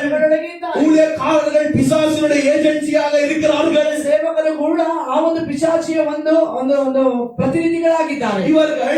இவர்கள் பிசாசுக்காக ஊழியம் செய்கிற ஜனங்கள் பிசாசுಗಾಗಿ ಸೇವೆ ಮಾಡುವಂತ அதன் கரங்களில் இதே வேதாகமத்தை பிடித்துக் கொண்டிருக்கிறார்கள். ಅವರ ಕೈಗಳಲ್ಲಿ ಇದೇ ವೇದವನ್ನು ಇಟ್ಟುಕೊಂಡಿದ್ದಾರೆ. இந்த வார்த்தையை தான் போதிக்கிறார்கள். ವಾಕ್ಯವನ್ನು ಬೋಧಿಸುತ್ತಾರೆ. ஆனால் இந்த வார்த்தை புரட்டி போதிக்கிற ஜனங்களாக ಈ காணப்படுகிறார்கள். ಒಂದು ವಾಕ್ಯಗಳನ್ನು ಬೇರೆ ರೀತಿಯಾಗಿ ಬೋಧಿಸುವವರಾಗಿದ್ದಾರೆ. அப்ப நாம் நீங்கள் என்ன செய்ய வேண்டும்? ನೀವು ಏನು ಮಾಡಬೇಕು? இந்த விசுவாசத்திற்காக விசுவாசಕ್ಕಾಗಿ முழு இருதயத்தோடும் ಪೂರ್ಣ ಹೃದಯದಿಂದ, முழு ஆத்மாவோடும் ಪೂರ್ಣ ಆತ್ಮದೊಂದಿಗೆ, முழு பலத்தோடும் ಪೂರ್ಣ ಬಲದೊಂದಿಗೆ, முழு சரீரத்தோடும் ಪೂರ್ಣ ಶರೀರದೊಂದಿಗೆ இந்த விசுவாசத்தின் போராட்டத்தை நான் நீங்கள் போராட வேண்டும். ಒಂದು ವಿಶ್ವಾಸದ ಹೋರಾಟವನ್ನು ನಾನು ನೀವು ಹೋರಾಡಬೇಕು. அப்ப யூதா இந்த இடத்துல சொல்லுகிறார், ಈ ಸ್ಥಳದಲ್ಲಿ எதற்காக நான் நீங்களும் இந்த விசுவாசத்தை தேவனுடைய வார்த்தை பாதுகாக்க வேண்டும் என்றால் ಅದಕ್ಕಾಗಿ ಈ ಒಂದು ವಿಶ್ವಾಸವನ್ನು ದೇವರ ವಾಕ್ಯವನ್ನು ನಾನು ನೀವು ಕಾಪಾಡಬೇಕು. யூதா இப்படியாக சொல்லுகிறார், சில ஜனங்கள் ಕೆಲವು ಜನಗಳು பக்க வழியாய் சபைகளுக்குள்ளாக ಅವರು நுழைந்திருக்கிறார்கள். ನಯವಂಚಕವಾಗಿ ಸಭೆಯೊಳಗೆ ಬಂದಿದ್ದಾರೆ. இந்த பக்க வழியா யார் வந்திருக்கிறார்கள்? ನಯವಂಚಕವಾಗಿ ಅವರು ಬಂದಿದ್ದಾರೆ. கள்ள போதகர்கள், ಕಳ್ಳ ಬೋಧಕರು, இவர்கள் ஊழியக்காரர்கள், ಸೇವಕರುಗಳು, தீர்க்கதரிசிகள் என்று சொல்லுகிறார்கள், ಪ್ರವಾದಿಗಳೆಂದು ಹೇಳುತ್ತಾರೆ, போதகர்கள் என்று சொல்லுகிறார்கள், ಬೋಧಕರು ಎಂದು ಹೇಳುತ್ತಾರೆ, ஊழியக்காரர்கள் என்று சொல்லுகிறார்கள். ಸೇವಕರು ಎಂದು ಹೇಳುತ್ತಾರೆ. சபைகளுக்குள்ளாக வந்து போதிக்கிற ஜனங்களாக ಅವರು காணப்படுகிறார்கள். ಸಭೆಗಳೊಳಗೆ ಬಂದು ಬೋಧಿಸುವಂತಹ ಜನಗಳಾಗಿದ್ದಾರೆ. ஆனால் யூதா இந்த இடத்துல சொல்லுகிறார், ಯೂದನ ಈ ಸ್ಥಳದಲ್ಲಿ கள்ள போதகர்கள்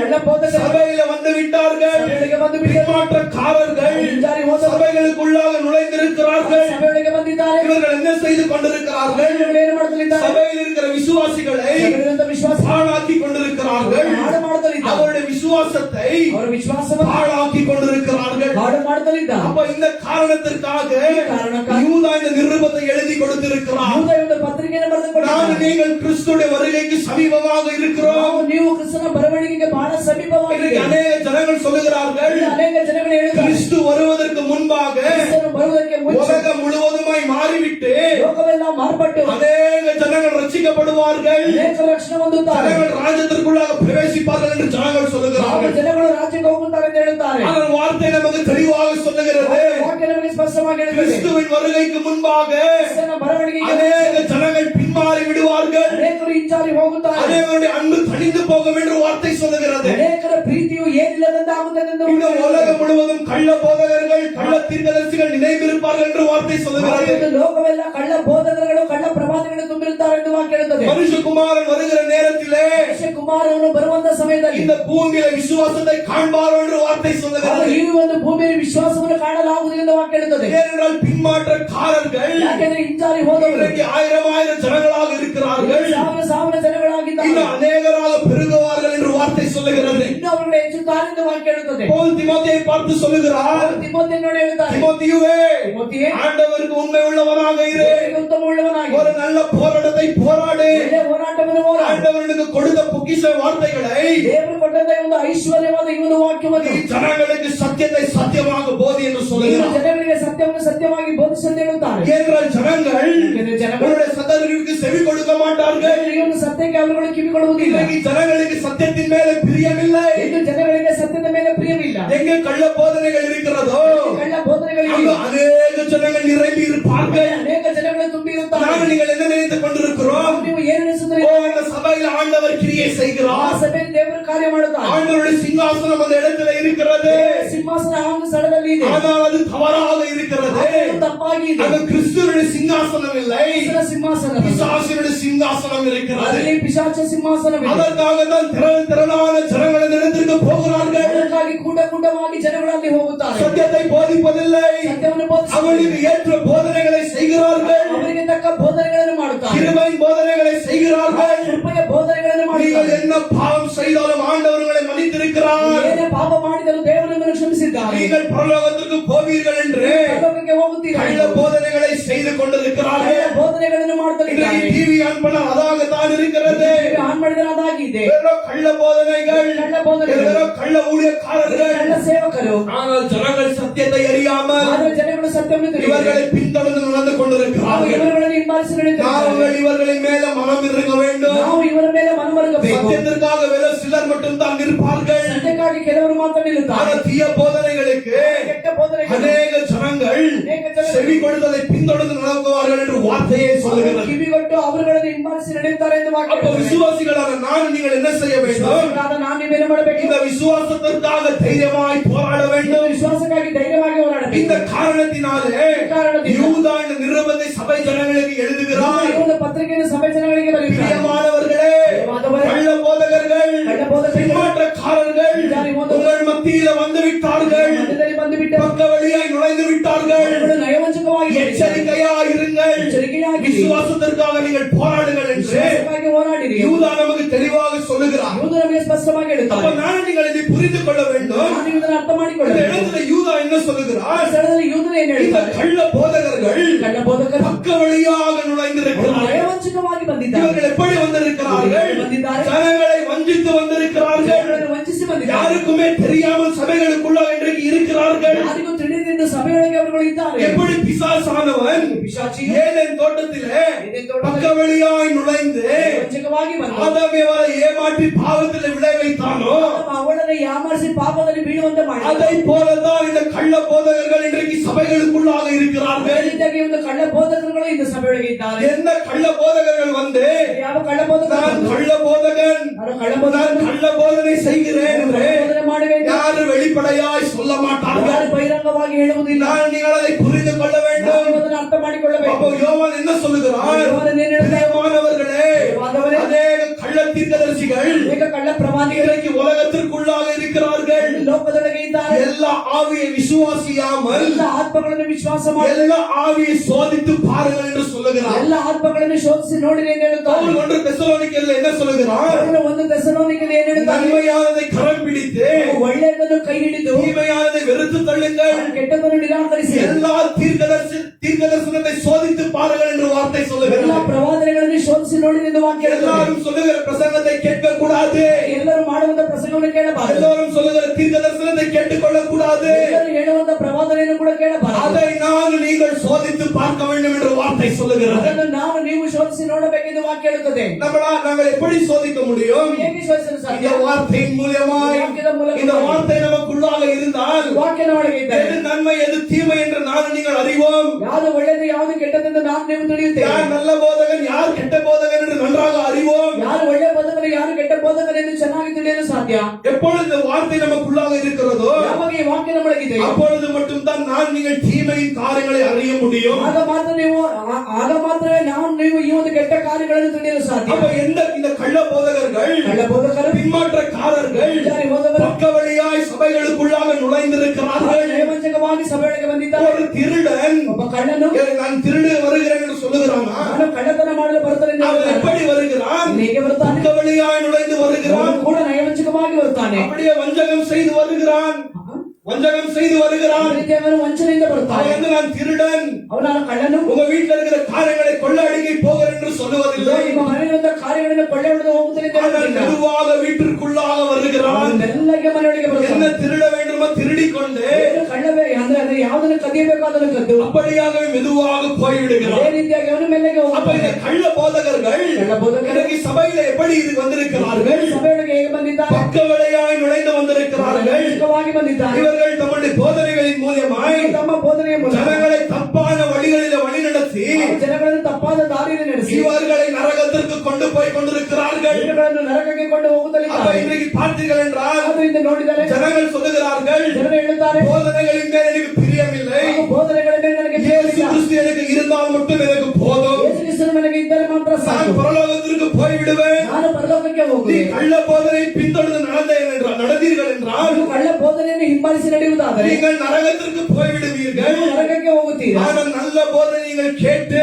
ಆದ್ರೆ ಒಳ್ಳೆಯ ಬೋಧನೆಯನ್ನು ಕೇಳಿ அந்த வார்த்தைகளுக்கு கீழ்ப்படிந்து நடந்தீர்கள் என்றால் ವಾಕ್ಯಕ್ಕೆ ವಿಧೇಯರಾಗಿ ನಡೆದರೆ நீங்கள் ராஜ்யத்திற்குள்ளாக பிரவேசிப்பீர்கள் என்று வார்த்தை சொல்லுகிறது. ನೀವು ದೇವರ ರಾಜ್ಯದೊಳಗೆ ಪ್ರವೇಶ ಮಾಡುತ್ತೀರಿ ಎಂದು இந்த ವಾಕ್ಯ ಹೇಳುತ್ತದೆ. காரணத்தினாலே எச்சரிக்கையா இருங்கள். ಈ ಕಾರಣದಲ್ಲಿ ಎಚ್ಚರಿಕೆಯಾಗಿರಿ. சபையானது சபையானது சத்தியத்திற்கு தூணா தூணாக இருக்க வேண்டும். ಸತ್ಯಕ್ಕೆ ಕಂಬವಾಗಿರಬೇಕು. விசுவாசிகளான நீங்கள் ವಿಶ್ವಾಸಿಗಳಾದ ನೀವು சத்தியத்திற்கு தூணாக இருக்க வேண்டும். ಸತ್ಯಕ್ಕೆ ಕಂಬವಾಗಿರಬೇಕು. அந்த சத்தியத்தை நீங்கள் அறிய வேண்டும். ಆ ಸತ್ಯವನ್ನು ನೀವು ತಿಳಿಯಬೇಕು. இயேசு என்ன சொல்லுகிறார்? ಯೇಸು ಹೇಳುತ್ತಾನೆ, தீமையான போதைகளை அறிவீர்கள். ಹಾಗಂದ್ರೆ ಕೆಟ್ಟ ಬೋಧನೆಗಳನ್ನು ಕೂಡ ತಿಳಿಯುತ್ತೀರಾ. அந்த தீமையான போதனை உங்களை விடுதலை ஆக்குகிறது என்று சொன்னாரா? ಅದು ಕೆಟ್ಟ ಬೋಧನೆ ನಿಮ್ಮನ್ನು ಬಿಡುಗಡೆ ಮಾಡ್ತದೆ ಎಂದು ಹೇಳ್ತಾರೆ. என்ன சொன்னார் இயேசு கிறிஸ்து? ಹೇಳಿದರೆ ಯೇಸು ಕ್ರಿಸ್ತ, சத்தியத்தை அறிவீர்கள். ಸತ್ಯವನ್ನು ತಿಳಿಯಿರಿ. சத்தியம் உங்களை விடுதலையாக்கும். ಸತ್ಯ ನಿಮ್ಮನ್ನು ಬಿಡುಗಡೆ ಮಾಡ್ತದೆ. சத்தியம் உங்களை பாவத்திலிருந்து விடுதலையாக்கும். ನಿಮ್ಮನ್ನು ಪಾಪದಿಂದ ಬಿಡುಗಡೆ ಮಾಡ್ತದೆ. நரகத்திலிருந்து விடுதலையாக்கும். ನರಕದಿಂದ ಬಿಡುಗಡೆ இந்த ಮಾಡ್ತದೆ. உலகத்திலிருந்து விடுதலையாக்கி ಲೋಕದಿಂದ ಬಿಡುಗಡೆ உங்களை ಮಾಡಿ ராஜ்யத்திற்கு சேர்க்குகிற சத்தியமாக இருக்கிறது. ನಿಮ್ಮನ್ನು ರಾಜ್ಯಕ್ಕೆ ಸೇರಿಸುವಂತಹ ಒಂದು ಸತ್ಯವಾಗಿದೆ. ஆனால் இந்த தீமை போதனையானது ಆದರೆ ಈ ಒಂದು ವಿರೋಧವಾದ ಕಳ್ಳ ಬೋಧನೆ ஒரு மனுஷனுடைய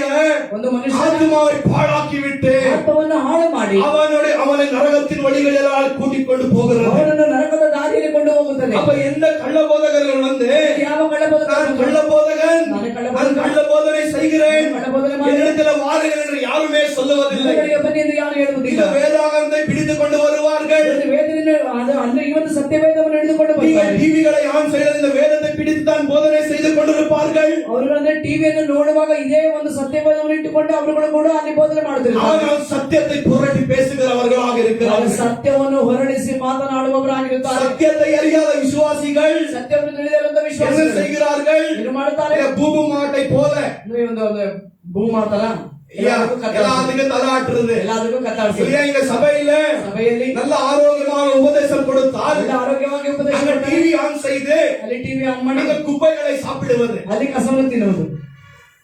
அல்லேலூயா. Hallelujah. நீங்கள் குப்பைகளை சாப்பிட்டால் ನೀವು ಕಸವನ್ನು ತಿಂದರೆ உங்களுடைய கதி என்னவாக இருக்கும்? ನಿಮ್ಮ ಗತಿ ಏನಾಗುತ್ತದೆ? கடைசியாக உடம்பெல்லாம் கெட்டு போய் ಕೊನೆಯದಾಗಿ ಶರೀರವೆಲ್ಲ ಕೆಟ್ಟು இல்லையா சில நாட்கள் சாப்பாடு சாப்பிடுறதை விட்டு ಕೆಲವು ದಿವಸ ಊಟವನ್ನು ಮಾಡುವುದು ಬಿಟ್ಟು இல்லையா கொஞ்ச நாள் குப்பையை சாப்பிடுங்க. அப்ப தெரியும் ಕೆಲವು ದಿವಸ ಬರೀ ಕಸವನ್ನು ತಿಂದರೆ ಗೊತ್ತಾಗುತ್ತದೆ என்ன ஆகும்? ಏನಾಗುತ್ತದೆ? செத்து போயிடுவீங்க. ಸಾಯುತ್ತೀರ. அதை போலத்தான் கள்ள போதனை. ಹಾಗೆ ಕಳ್ಳ ಬೋಧನೆ. நல்ல போதனை ಕಳ್ಳ ಬೋಧನೆ ஆரோக்கியமாக இருக்கிறது. ಆರೋಗ್ಯವಾಗಿದೆ. ஆனா தீய போதனையானது ಆದರೆ ಒಂದು ಕಳ್ಳ ಬೋಧನೆಯು நம்மை நரகத்திற்கு கொண்டு போகிற காரியமாக இருக்கிறது. ನಮ್ಮನ್ನು ನರಕಕ್ಕೆ ಕೊಂಡು ಹೋಗುವ அப்ப இந்த கள்ள போதகர்கள், கள்ள போதகர்கள், பின்மாற்றக்காரர்கள் ಯಾರೇ ಹೋದವರು அவருடைய ரூபத்தை என்ன செய்கிறார்கள்? ರೂಪಗಳನ್ನು ಏನು ಮಾಡ್ತಾರೆ? மூடி மறைத்துக் கொண்டு ಮರೆ ಮಾಡಿ அவர்கள் நோக்கங்களை மூடி மறைத்துக் கொண்டு ದೇಶಗಳನ್ನು ಮರೆ ಮಾಡಿ இவர்கள் சபைகளுக்குள்ளாக நுழைகிறார்கள். ಸಭೆಯೊಳಗೆ ಬರುತ್ತಾರೆ. இவர்களுடைய நோக்கம் என்னவாக இருக்கிறது? ದೇಶ ಏನಾಗಿದೆ? பணமாக இருக்கிறது. ದೇಶ ಹಣವಾಗಿದೆ. ஐஸ்வர்யம், புகழ், பெருமையாக இருக்கிறது.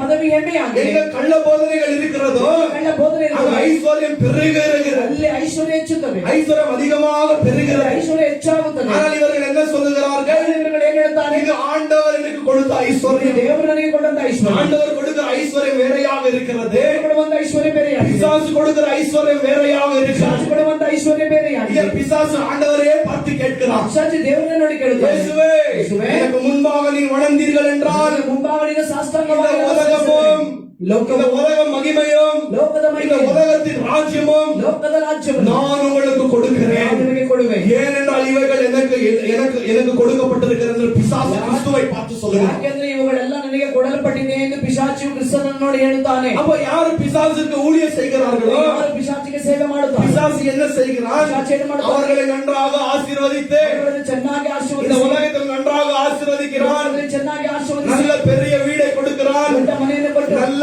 காரை கொடுக்கிறான். ಒಳ್ಳೆ ಕಾರನ್ನು ಕೊಟ್ಟು நல்ல பங்களாவை கொடுக்கிறான். ಒಳ್ಳೆ ಒಂದು ಮಾಳಿಗೆಯನ್ನು ಕೊಟ್ಟು கடைசியாக என்ன செய்கிறான்? ಇದಾಗಿ ಏನು ಮಾಡ್ತಾನೆ? ஆத்மாவை நரகத்திற்கு எடுத்துக்கொண்டு போய்விடுகிறான். ನರಕಕ್ಕೆ ಕೊಂಡು அப்ப ಹೋಗುತ್ತಾನೆ. இயேசு இப்படியாக கேட்கிறார். ಯೇಸುವಿಗೆ ಕೇಳುತ್ತಾನೆ, ஒரு மனுஷன் இந்த முழு உலகத்தை ஆயத்தம் செய்து ಲೋಕವನ್ನೆಲ್ಲ ಆದಾಯ ಮಾಡಿ அவருடைய ஆத்மாவை எழுந்து விட்டால் ಅವನ ಆತ್ಮವನ್ನು ನಷ್ಟಪಡಿಸಿ அவனுடைய ஆத்மாவை என்ன கொடுத்து அவனை பெரிய முடியும் என்று கேட்கிறார். ಆದ್ರೆ ಅವನ ಆತ್ಮವನ್ನು ನಷ್ಟಪಡಿಸಿಕೊಂಡ್ರೆ ಅವನಿಗೆ ಏನು ಲಾಭ ಎಂದು ಕೇಳುತ್ತಾರೆ. அவன் எப்படி அந்த ஆத்மாவை ಅವನು ಹೇಗೆ ಒಂದು ಆತ್ಮ அவனுடைய பணத்தை கொடுத்து அவன் ஆத்மாவை வாங்க முடியாது. ಅವನು ತನಗಿರುವಂತ ಹಣವನ್ನು ಕೊಟ್ಟ ಆತ್ಮವನ್ನು ಅವನು ಹೊಂದಿಕೊಳ್ಳಲು ಸಾಧ್ಯವೇ ಇಲ್ಲ. அவனிடத்தில் இருக்கிற ரோல்ஸ் ராய்ஸ் காரை கொடுத்து ஆத்மாவை பெற முடியாது. ಬೆಳೆದಿರುವಂತಹ ಒಂದು ಬಹಳ ಬೆಲೆಯುಳ್ಳ ಒಂದು ಕಾರನ್ನು ಕೊಟ್ಟರು ಕೂಡ ಆತ್ಮವನ್ನು ಹೊಂದಲಾಗುವುದಿಲ್ಲ. நம்முடைய ஆத்மாவுக்காக கிறிஸ்து இயேசு நமக்காக ரத்தம் சிந்திருக்கிறார். ನಮ್ಮ ಆತ್ಮಕ್ಕಾಗಿ ನಮ್ಮ ಕರ್ತನಾದ ಯೇಸು ಕ್ರಿಸ್ತನ ಆತ್ಮದ ರಕ್ತ இந்த ಸುರಿಸಿದ್ದಾನೆ. இயேசு நம்மிடத்தில் இருந்தால் ಯೇಸು ನಮ್ಮ ಜೊತೆ நம்மிடத்தில் எல்லாமே இருக்கிறது. ನಮ್ಮ ಬಳಿಯಲ್ಲಿ ಎಲ್ಲವೂ ಇದೆ. இந்த இயேசு நமக்கு போதும் என்று ಯೇಸು ನಮಗೆ ಸಾಕು அந்த ಎಂದು மனதோடு நான் நீங்கள் வாழ வேண்டும். ಆ ಒಂದು ಮನಸ್ಸಿನೊಂದಿಗೆ ನಾವು ನೀವು ಜೀವಿಸಬೇಕು. அநேக ஜனங்கள் ஐஸ்வர்யவானாக வேண்டும் என்று ಅನೇಕ ಜನಗಳು ಐಶ್ವರ್ಯವಂತರಾಗಬೇಕು. அநேக பாவங்களுக்கு விழுந்து விட்டு ಅನೇಕರು ಪಾಪದಲ್ಲಿ ಬಿತ್ತು அவருடைய ஆத்மாவையும் நரகத்திற்கு போய்விட்டது. ಅವರ ಆತ್ಮ ಕೂಡ ನರಕಕ್ಕೆ ಹೋಯಿತು. ஆனால் நான் நீங்கள் எச்சரிக்கையாக இருக்க வேண்டும். ನೀವು ಎಚ್ಚರಿಕೆಯಾಗಿರಿ. இந்த கள்ள போதகர்கள் ಕಳ್ಳ ಬೋಧಕರು அவர் எதற்காக இந்த ஊழியங்களை செய்கிறார்கள், ಅವರು ಯಾತಕ್ಕಾಗಿ ಸೇವೆ இந்த ಮಾಡುತ್ತಾರೆ, போதனைகளை செய்கிறார்கள் என்று ಬೋಧನೆಗಳನ್ನು ಮಾಡುತ್ತಾರೆ, ஜனங்களுக்கு சொல்ல மாட்டார்கள். ಜನಗಳಿಗೆ ஆனால் ಹೇಳುವುದಿಲ್ಲ. இந்த காரியங்கள் எல்லாம் மூடி மறைத்துக் கொண்டு ಈ ಒಂದು ಕಾರ್ಯಗಳೆಲ್ಲ ಮುಚ್ಚಿ ಮಾಡಿ இவர்கள் சபைகளுக்குள்ளாக கிரியை செய்கிறார்கள். ಇವರುಗಳು ಸಭೆಯೊಳಗೆ ಕಾರ್ಯ ಮಾಡುತ್ತಾರೆ. நாங்கள் கிறிஸ்துவின் ஊழியக்காரர்கள் என்று சொல்லுகிறார்கள். ಸೇವಕರು ಎಂದು ಹೇಳುತ್ತಾರೆ. நாங்கள் ஒரு உண்மையான ஆண்டவரை ஊழியர் செய்கிறோம் என்று சொல்லுகிறார்கள். ನಾವು ನಿಜವಾದ ದೇವರಿಗೆ ಸೇವೆ ಮಾಡುತ್ತೇವೆ ಎಂದು ಹೇಳುತ್ತಾರೆ. நாங்களும் இந்த வேதாகமத்தை ஜனங்களுக்கு போதித்துக் கொண்டிருக்கிறோம் என்று சொல்லுகிறார்கள். ನಾವು ಈ ಒಂದು ವೇದವನ್ನು ಜನಗಳಿಗೆ ಬೋಧಿಸುತ್ತಿದ್ದೇವೆ ಎಂದು ಹೇಳುತ್ತಾರೆ. ஆனால் இவர்கள் பிசாசினுடைய ஊழியக்காரர்களாக இருக்கிறார்கள். ಇವರುಗಳು ಪಿಶಾಚಿಯ ಒಂದು ಸ್ಥಾನಾಧಿಪತಿಗಳಾಗಿದ್ದಾರೆ. இவர்கள் என்ன செய்து கொண்டிருக்கிறார்கள்? ಇವರುಗಳು ಏನು ಮಾಡುತ್ತಿದ್ದಾರೆ? தம்முடைய தேவனாகி பிசாசை ஆராதித்துக் கொண்டிருக்கிறார்கள். ದೇವರಾಗಿರುವಂತಹ ಪಿಶಾಚಿಯನ್ನು ಆರಾಧಿಸುತ್ತಿದ್ದಾರೆ. சத்தியத்தை போதிக்கிறோம் என்று சொல்லுகிறார்கள். ಸತ್ಯವನ್ನು ಬೋಧಿಸುತ್ತೇವೆ ಎಂದು ஆனால் ಹೇಳುತ್ತಾರೆ. கள்ள போதனைகளை செய்து ಕಳ್ಳ ಬೋಧನೆಗಳನ್ನು ಮಾಡಿ ஜனங்களை தப்பான வழிகளில் நடத்தி கொண்டிருக்கிறார்கள். ಜನಗಳನ್ನು ತಪ್ಪಾದ ದಾರಿಯಲ್ಲಿ ನಡೆಸುತ್ತಿದ್ದಾರೆ. 2 பேதுரு 2 ಪೇತ್ರನು 2:1 நீங்கள் வாசித்தீர்கள் என்றால் 2:1 அந்த ಓದುವುದಾದರೆ வார்த்தையை வாசிக்கலாம். 2 ಪೇತ್ರನು 2 பேதுரு 2 ಪೇತ್ರನು 2வது அதிகாரம் 1வது வசனம். 2ನೇ ಅಧ್ಯಾಯ 1ನೇ ವಚನ. கள்ள தீர்க்கதரிசிகள் கள்ள தீர்க்கதரிசிகள் ஜனங்களுக்குள்ளே இருந்தார்கள். ஜனங்களுக்குள்ளே இருந்தார்கள். அப்படியே உங்களுக்குள்ளும் நல்ல போதகர்கள் இருப்பார்கள். கள்ள போதகர்கள் இருப்பார்கள். அவர்கள் கேட்டு கேதுவான வேத புரட்டுகளை தந்திரமாய் நுழைய பண்ணி தங்களை இதயத்துக்கு கொண்ட ஆண்டவரை மறுதலித்து தங்களுக்கு தீவிரமான அழிவை வருவித்துக் கொள்ளுவார்கள். கர்த்தருடைய நாமத்திற்கு மகிமை உண்டாகுவதாக. இவர்கள் கள்ள போதனைகளின் மூலமாய் அவர்களின் மேல் ஆக்கினை வர வைத்துக் கொள்கிறார்கள் என்று வார்த்தை சொல்லுகிறது. தண்டனைಯನ್ನು ಬರಮಾಡಿಕೊಳ್ಳುತ್ತಾರೆ ಎಂದು ವಾಕ್ಯ ಹೇಳುತ್ತದೆ. அப்ப இந்த போதனைகள் என்ன செய்கிறது?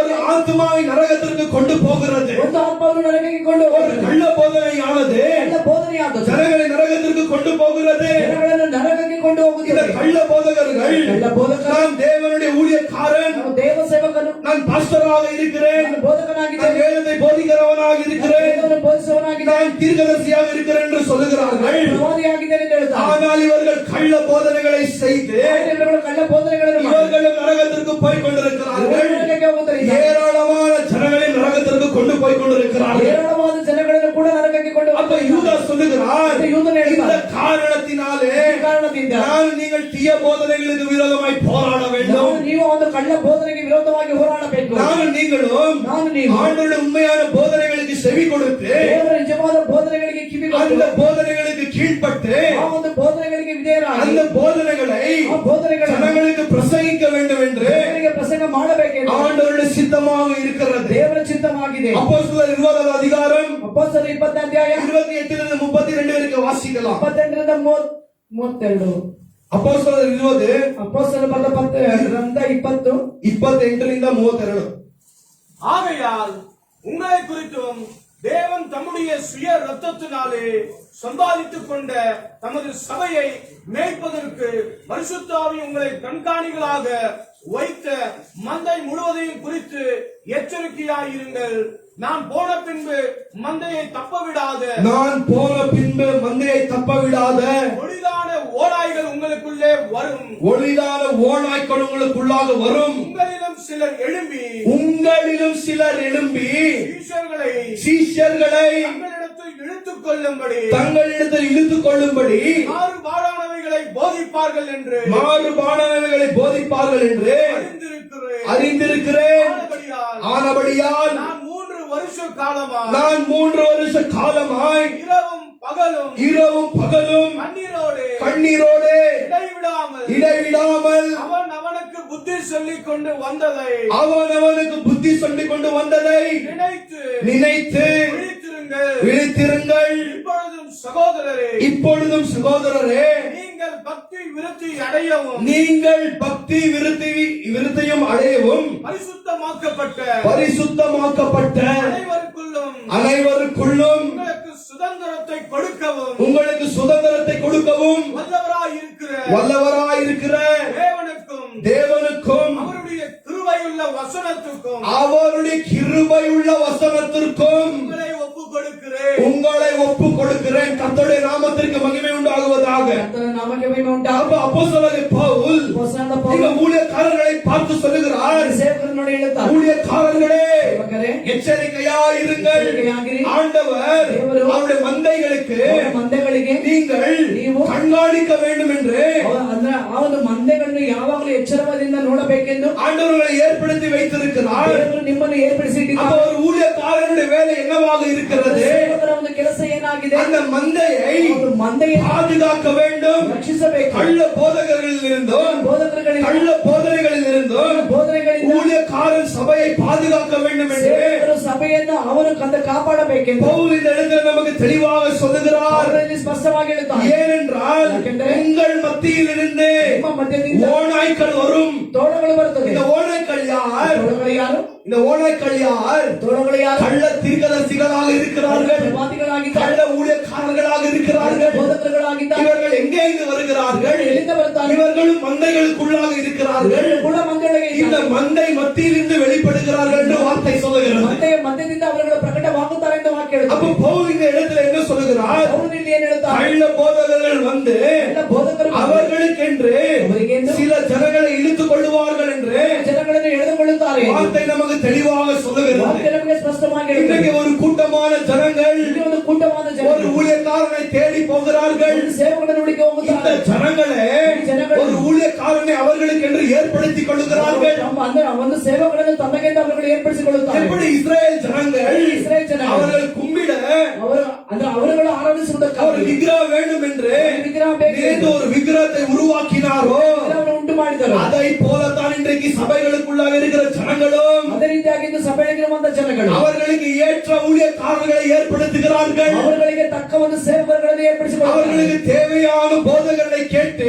ಅವರುಗಳಿಗೆ ಬೇಕಾದಂತ ಬೋಧನೆಗಳನ್ನು ಕೇಳಿ இந்த கள்ள போதகர்கள் இடத்துல போகிறார்கள் என்று வார்த்தை சொல்லுகிறது. ಕಳ್ಳ ಬೋಧಕರ ಬಳಿಗೆ ಹೋಗುತ್ತಾರೆ ಎಂದು ವಾಕ್ಯ அப்போ ಹೇಳುತ್ತದೆ. நான் நீங்கள் எச்சரிக்கையாக இருக்க ನಾವು வேண்டும். ಎಚ್ಚರಿಕೆಯಾಗಿರಬೇಕು. இந்த சத்தியத்திற்கு விரோதமாய் ಸತ್ಯಕ್ಕೆ ವಿರೋಧವಾಗಿ வெளியே இருந்து பிரச்சனை இல்லை. ಅದು ಹೊರಗಿದ್ದ ಸಮಸ್ಯೆ ಇಲ್ಲ. ஆனால் சபைகளுக்குள்ளாக இருக்கிற கள்ள போதகர்களின் ನಮ್ಮ மூலமாய் ಸಭೆಯೊಳಗಿರುವಂತಹ ಕಳ್ಳ ಬೋಧಕರಿಂದಾಗಿ இந்த கள்ள போதகர்கள் ಕಳ್ಳ ಬೋಧಕರು கிறிஸ்துவினுடைய ಕ್ರಿಸ್ತನ சிலுவைக்கு விரோதமாய் எழுப்பி நின்று கொண்டிருக்கிறார்கள். ಶಿಲುಬೆಗೆ ವಿರೋಧವಾಗಿ ಎದ್ದು ನಿಂತಿದ್ದಾರೆ. இவர்கள் வெளியே இல்லை, இவர்கள் ಹೊರಗೆ ಇಲ್ಲ. ஆனால் சபைகளுக்குள்ளாக இருக்கிறார்கள். ಸಭೆಯೊಳಗೆ ಇದ್ದಾರೆ. தேவனுடைய வார்த்தையை புரட்டி ದೇವರ ವಾಕ್ಯಗಳನ್ನು ಹೊರಡಿಸಿ அநேக ஜனங்களை தப்பான வழிகளில் நடத்தி ಅನೇಕ கொண்டிருக்கிறார்கள். ಜನರು ತಪ್ಪಾದ ದಾರಿಯಲ್ಲಿ ನಡೆಸುತ್ತಲಿದ್ದಾರೆ. அது மட்டுமல்ல, நீங்கள் பழைய ஏற்பாடில் இருந்து ಹಳೆಯ ಒಡಂಬಡಿಕೆ புதிய ஏற்பாடு இருக்க வாசித்தீர்கள் என்றால் ಒಡಂಬಡಿಕೆಯನ್ನು ಓದುವುದಾದರೆ எல்லா இடத்திலும் கள்ள போதகர்கள் இருக்கிறார்கள். ಎಲ್ಲ ಸ್ಥಳಗಳಲ್ಲೂ ಕಳ್ಳ ಬೋಧಕರಿದ್ದಾರೆ. ஜனங்களை தவறான வழிகளில் நடத்தி கொண்டிருக்கிறார்கள். ನಾವು ಜನಗಳನ್ನು ತಪ್ಪಾದ ದಾರಿಯಲ್ಲಿ ನಡೆಸುತ್ತಲಿದ್ದಾರೆ. ஆண்டவருடைய உண்மையான ஊழியக்காரர்கள் ದೇವರ ನಿಜವಾದ ಸೇವಕರು ஜனங்களுக்கு போய் பிரசங்கிக்கிறார்கள். ಜನಗಳಿಗೆ ಒಂದು ಪ್ರಸಂಗ ಮಾಡುತ್ತಾರೆ. தேவனுடைய ஜனங்களே,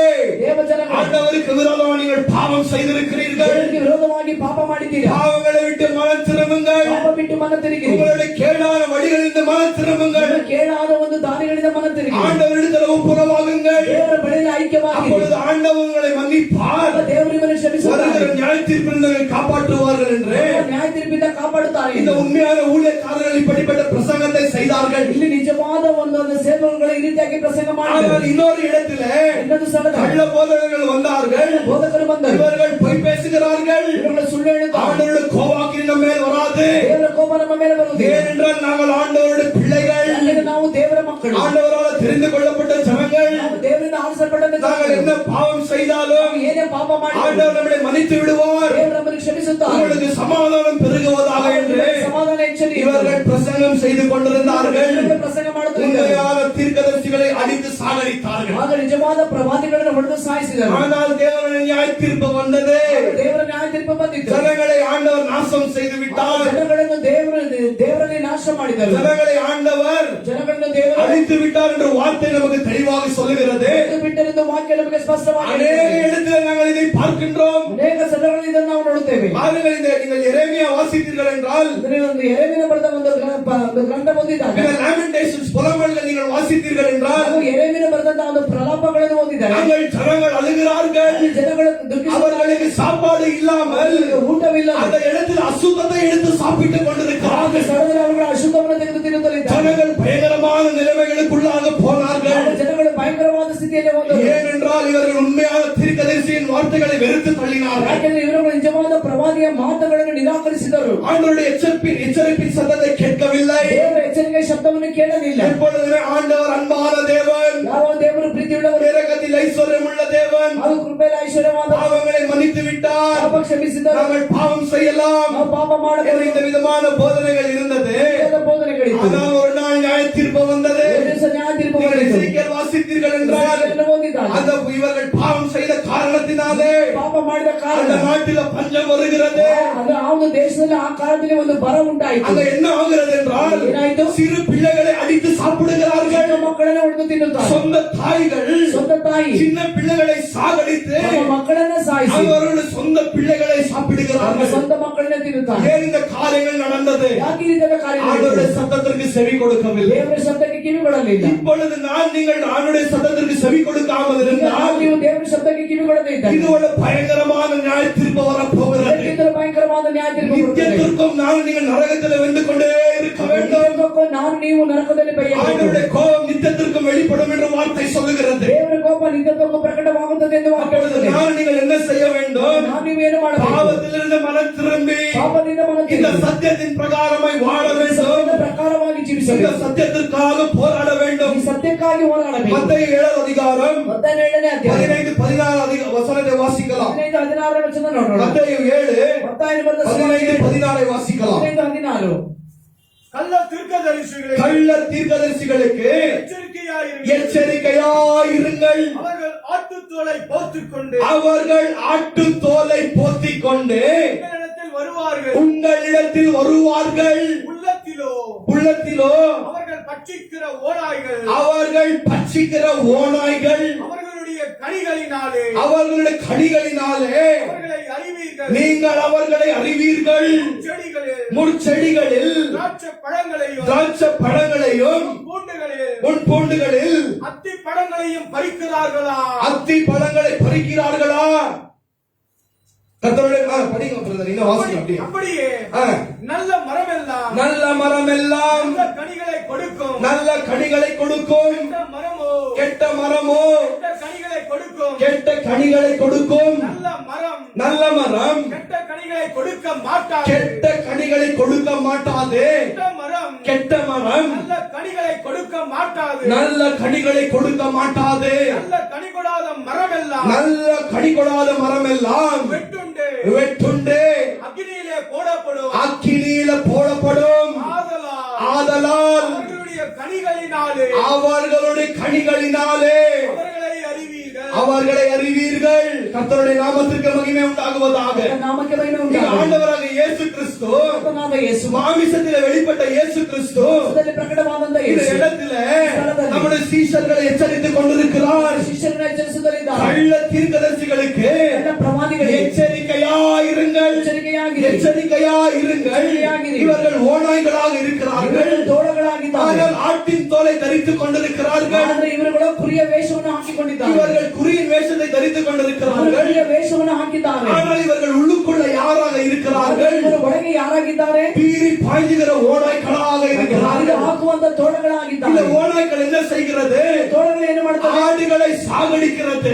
ಕುರಿಗಳನ್ನು ಸಾಯಿಸುತ್ತದೆ. அப்போ ஒரு மேய்ப்பன் என்ன செய்கிறான்? ಕುರುಬನು ಏನು ಮಾಡ್ತಾನೆ? இந்த ஆடுகளை ಕುರಿಗಳನ್ನು இதிலிருந்து காப்பாற்றுகிறவனாக இருக்கிறான். ಹಾಗೂ ಇದರಿಂದ இந்த ಕಾಪಾಡುವವನಾಗಿದ್ದಾನೆ. ஓநாய்களிலிருந்து காப்பாற்றுகிறவனாக இருக்கிறான். ತೋಳಗಳಿಂದ ಕಾಪಾಡುವವನಾಗಿದ್ದಾನೆ. ஆண்டவர் நமக்கு ஒரு பிரதான மேய்ப்பராக இருக்கிறார். ಅವರಿಗೆ ಪ್ರಧಾನ ಕುರುಬನಾಗಿದ್ದಾನೆ. ஊழியக்காரன் மேய்ப்பனாக இருக்கிறார். ಅವರು ಕುರುಬನಾಗಿದ್ದಾರೆ. சபையில் இருக்கிற ஜனங்கள் ஆடுகளாக இருக்கிறார்கள். ಸಭೆಯಲ್ಲಿರುವಂತ ಜನಗಳು ಅವರುಗಳ ಕುರಿಗಳಾಗಿದ್ದಾರೆ. ஆடுகள் மேய்ப்பராக முடியாது. ಆದರೆ ಕುರಿಗಳು ಕುರುಬನಾಗಲು ಸಾಧ್ಯವಿಲ್ಲ. ஆடுகள் ಕುರಿಗಳು மேய்ப்பராக முடியாது. ಕುರುಬನಾಗಲಾಗುವುದಿಲ್ಲ. ஆண்டவர் எதற்காக ஊழியக்காரனை ஏற்படுத்தி ದೇವರು வைத்திருக்கிறார்? ಯಾರಕ್ಕಾಗಿ ಸೇವಕರನ್ನು ಇಟ್ಟಿದ್ದಾರೆ? வயதில் சிறியவர்களாக இருந்தாலும் ವಯಸ್ಸಲ್ಲಿ ಚಿಕ್ಕವರಾದರು, வயதில் பெரியவர்களாக இருந்தாலும் ವಯಸ್ಸಲ್ಲಿ ದೊಡ್ಡವರಾದರು, ஆவிக்குரிய ரீதியில ಆರ್ಥಿಕವಾದ ರೀತಿಯಲ್ಲಿ அவர்களுக்கு அதிகமாக எக்ஸ்பீரியன்ஸ் இருக்கிறது. ಅವರಿಗೆ ಹೆಚ್ಚಾದ ಅನುಭವಗಳಿದೆ. சத்தியத்தில சத்தியದಲ್ಲಿ அநேக விதமான எக்ஸ்பீரியன்ஸ்கள் இருக்கிறது. ಅನುಭವಗಳಿದೆ. நான் ஆண்டவருக்கு மகிமையை செலுத்துகிறேன். ನಾನು ದೇವರಿಗೆ ಮಹಿಮೆ ಸಲ್ಲಿಸುವೆ. ஏனென்றால் ಯಾಕೆಂದರೆ நான் ரட்சிக்கப்பட்ட காலத்திலே ನಾನು ರಕ್ಷಣೆ ಹೊಂದಿದ ಕಾಲದಲ್ಲಿ ஆண்டவருடைய வழிகளே பிடிக்க பிடிக்காது. ನನಗೆ ದೇವರ ದಾರಿ எனக்கு ಇಷ್ಟವಾಗಲಿಲ್ಲ. ஊழியம் செய்யவே பிடிக்காது. ನನಗೆ ಸೇವೆ ಅಂದ್ರೆ ಇಷ್ಟವಿಲ್ಲ. நான் ஊழியக்காரனே ஆகக்கூடாது என்று ನಾನು ಸೇವಕನಾಗಬಾರದು. என்னுடைய தகப்பனிடத்தில் நான் சொல்லியிருந்தேன். ನನ್ನ ತಂದೆ ಬಳಿಗೆ ಹೇಳಿದ್ದೆ. அவர் சில காரியங்களின் நிமித்தமாக ಕೆಲವು ಕಾರ್ಯಗಳ ನಿಮಿತ್ತ ஆக்சிடென்ட் ஆனது, ಅವನಿಗೆ ಆಕ್ಸಿಡೆಂಟ್ போலீஸ் ಆಯಿತು. கேஸ் ஆனது. ಪೊಲೀಸ್ ಕೇಸ್ ಆಯಿತು. டாடி வந்து சொல்லினார், ಅವಳನ್ನ ಡ್ಯಾಡಿ நீ ಹೇಳಿದರು, படித்தது போதும் தம்பி, ನೀನು ಓದದ್ದು ಸಾಕು, நீ எப்படி இருந்தாலும் படிக்க மாட்டேன், ನೀನು ಹೇಗಿದ್ರು ಓದಲ್ಲ, நீ வந்து பைபிள் காலேஜுக்கு போயிடு. ನೀನು ಒಂದು ಬೈಬಲ್ ಕಾಲೇಜ್ಗೆ அப்ப ಹೋಗು. பைபிள் காலேஜ் எல்லாம் போறதுக்கு வெறுப்பு. ಆಗ ಬೈಬಲ್ ಕಾಲೇಜ್ ಹೋಗಕ್ಕೆ ಇಷ್ಟ ಇಲ್ಲ. என்னால எங்க அப்பாவுக்கு பிரச்சனை வரக்கூடாது, ನನ್ನಿಂದ ನನ್ನ ತಂದೆಗೆ ಸಮಸ್ಯೆ நான் ಆಗಬಾರದು, அவருக்கு போராட்டம் செய்ய கொடுக்க கூடாது என்று ನಾನು ಅವರಿಗೆ ಹೋರಾಟ ಕೊಡಬಾರದು. அந்த இடத்துல நான் பைபிள் காலேஜ் சேர்ந்தேன். ನಾನು ಬೈಬಲ್ ಕಾಲೇಜಿಗೆ ಹೋದೆ. அந்த இடத்துல போனா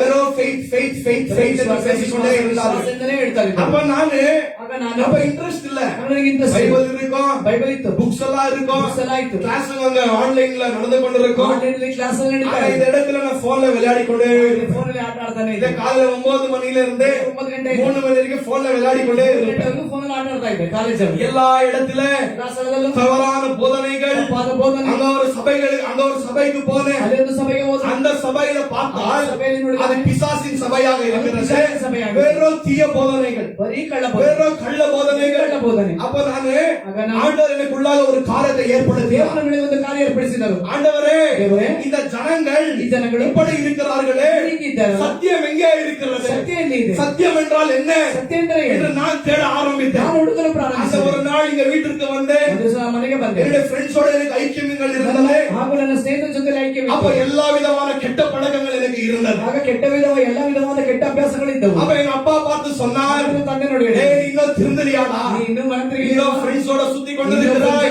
இன்னும் கெட்ட பழக்கங்கள் அப்படியே இருக்கிறது, ಅಭ್ಯಾಸಗಳಾಗಿ நீ எனக்கு ஒரு பெரிய பாரமா இருக்கிறது" என்று ನೀನು சொல்லிட்டார். ನನಗೆ ದೊಡ್ಡ ಭಾರವಾಗಿದೆ. அன்றைக்கு நைட் பேக்கை தூக்கி கொண்டு ರಾತ್ರಿ ಬ್ಯಾಗ್ ಹಾಕೊಂಡು மறுபடியும் சென்னைக்கு வந்தேன். ಚೆನ್ನೈಗೆ ಬಂದೆ. சென்னைக்கு வந்து காலையில அந்த ரோட்டில நடந்து கொண்டிருக்கிறேன். ಚೆನ್ನೈಯಲ್ಲಿ ಹಾಗೆ ಬೀದಿಯಲ್ಲಿ ನಡೀತಲಿದ್ದೇನೆ. என்னுடைய கண்களிலே கண்ணீர் நிரம்பி இருந்தது. ಹಾಗೂ ನನ್ನ ಕಣ್ಣುಗಳಲ್ಲಿ ಕಣ್ಣೀರು ತುಂಬಿತು. எனக்கு தெரியாம நான் அழுது கொண்டிருக்கிறேன். ನನಗೆ ತಿಳಿದ ಕಣ್ಣೀರು ஆண்டவரே, என்ன வாழ்க்கை? ದೇವರೇ, ಏನು நீர் ಜೀವನ? உண்மையாக இருக்கிறீரா? ಅದು ನಿಜವಾದ ರೀತಿ. என்னுடைய வாழ்க்கை என்னவாக இருக்கிறது? ಜೀವಿತ ಏನಾಗಿದೆ? நீர் என்னை எதற்காக அழைத்திருக்கிறீர்? ಯಾಕಾಗಿ ನನ್ನ ಕರೆದೆ? நீர் என்னை உருவாக்கி இருக்கிறீர். ಇದನ್ನು ಉಂಟು ಮಾಡಿದ್ದೀರಿ. அதற்காக என்ன நோக்கம் இருக்கிறது? ಅದಕ್ಕಾಗಿ ಏನು ಉದ್ದೇಶ? என் வாழ்க்கை அந்த ரோட்டில் அழுது கொண்டே போனேன். ನಾನು ಬೀದಿಯಲ್ಲಿ ಹಾಗೆ ಕಣ್ಣೀರು ಹಾಕುತ್ತಾ அப்பொழுது ஆண்டவர் எனக்கு ஒரு காரியத்தை ஏற்படுத்தினார். ದೇವರ ನಡುವೆ ಒಂದು ಕಾರ್ಯ ಉಂಟು ಮಾಡಿದರು. ஜனங்கள் இந்த வார்த்தை போதிக்கிறோம். ಜನಗಳಿಗೆ ಈ ಒಂದು ವಾಕ್ಯಗಳನ್ನು ಬೋಧಿಸುತ್ತೇವೆ. சிறு வயதிலிருந்து வார்த்தை படித்திருக்கிறேன். ಚಿಕ್ಕ ವಯಸ್ಸಿಂದ ವಾಕ್ಯ அந்த ಓದಿದ್ದೇನೆ. வார்த்தை புரியல. அந்த ವಾಕ್ಯ ಅರ್ಥವಾಗಲಿಲ್ಲ. ஆண்டவரೇ, இந்த வார்த்தை நான் அறிய வேண்டும். ದೇವರೇ, ಈ ವಾಕ್ಯ ನಾನು ತಿಳಿಯಬೇಕು. அந்த நாள் வேதாகமத்தை எடுத்தேன். ಆ ದಿವಸ ವೇದವನ್ನು ತೆಗೆದು உட்கார ஒரு நாள் 5 hour 6 hour வேதாகமத்துக்கு முன்பாக ಒಂದು உட்கார்ந்து ದಿವಸ 5 ಗಂಟೆಗಳ ಕಾಲ 6 ಗಂಟೆಗಳ ಕಾಲ ಓದುತ್ತಲೇ வார்த்தைகளை வாசிப்பேன். ವಾಕ್ಯಗಳು ಓದುತ್ತಿದ್ದೆ. ஆண்டவர் அநேக காரியங்களை கற்றுக் கொடுத்தார். ದೇವರು ಅನೇಕ ಕಾರ್ಯಗಳನ್ನು எனக்கு ಹೇಳಿಕೊಟ್ಟರು. எப்பொழுது ஒரு டவுட்ஸ் இருக்கிறதோ, ಯಾವಾಗ ಸಂದೇಹ ಇತ್ತು, ஆண்டவர் மெசேஜ்களின் மூலமா ஆண்டவர் இடத்துல பேச ஆரம்பித்தார். ದೇವರು ಸಂದೇಶದ ಮೂಲಕ ನಮ್ಮ ಜೊತೆಯಲ್ಲಿ ಮಾತಾಡಿದರು. சத்தியத்தை அறிந்தேன். ಸತ್ಯವನ್ನು ತಿಳಿದೆ. சத்தியத்தை ஜனங்களுக்கு சொல்லினேன். ಸತ್ಯವನ್ನು ಜನಗಳಿಗೆ அதற்கு ಹೇಳಿದೆ. ஜனங்கள் அந்த இடத்துல வெறுத்தார்கள். ಅನೇಕರು ಆ ಒಂದು ಸ್ಥಳದಲ್ಲಿ ನನ್ನನ್ನು ನಿರಾಕರಿಸಿದರು. அது வந்து கண்ணீர் வந்தது. ನನಗೆ ಕಣ್ಣೀರು ಬಂದಿತ್ತು. ஆண்டவரே, சத்தியத்தை தான் நான் சொல்லுகிறேன். ದೇವರ ಸತ್ಯವನ್ನೇ ನಾನು ஏன் ಹೇಳಿದೆ. ஜனங்கள் இருக்கிறார்கள்? ಯಾಕೆ ಜನ ನಿರಾಕರಿಸಿದ್ದಾರೆ? ஆண்டவர் என்னை அப்படிப்பட்ட வழிகளில் நடத்தி கொண்டு ದೇವರು வந்தார். ಆ ರೀತಿಯ ದಾರಿಯಲ್ಲಿ ನಡೆಸಿಕೊಂಡು ಬಂದರು. என்னென்ன விதமான கள்ள போதனைகள் இருக்கிறது? ಯಾವ ವಿಧವಾದ ಕಳ್ಳ ಬೋಧನೆ? வேதாகமத்தை எப்படி புரட்டி பேசுகிறார்கள்?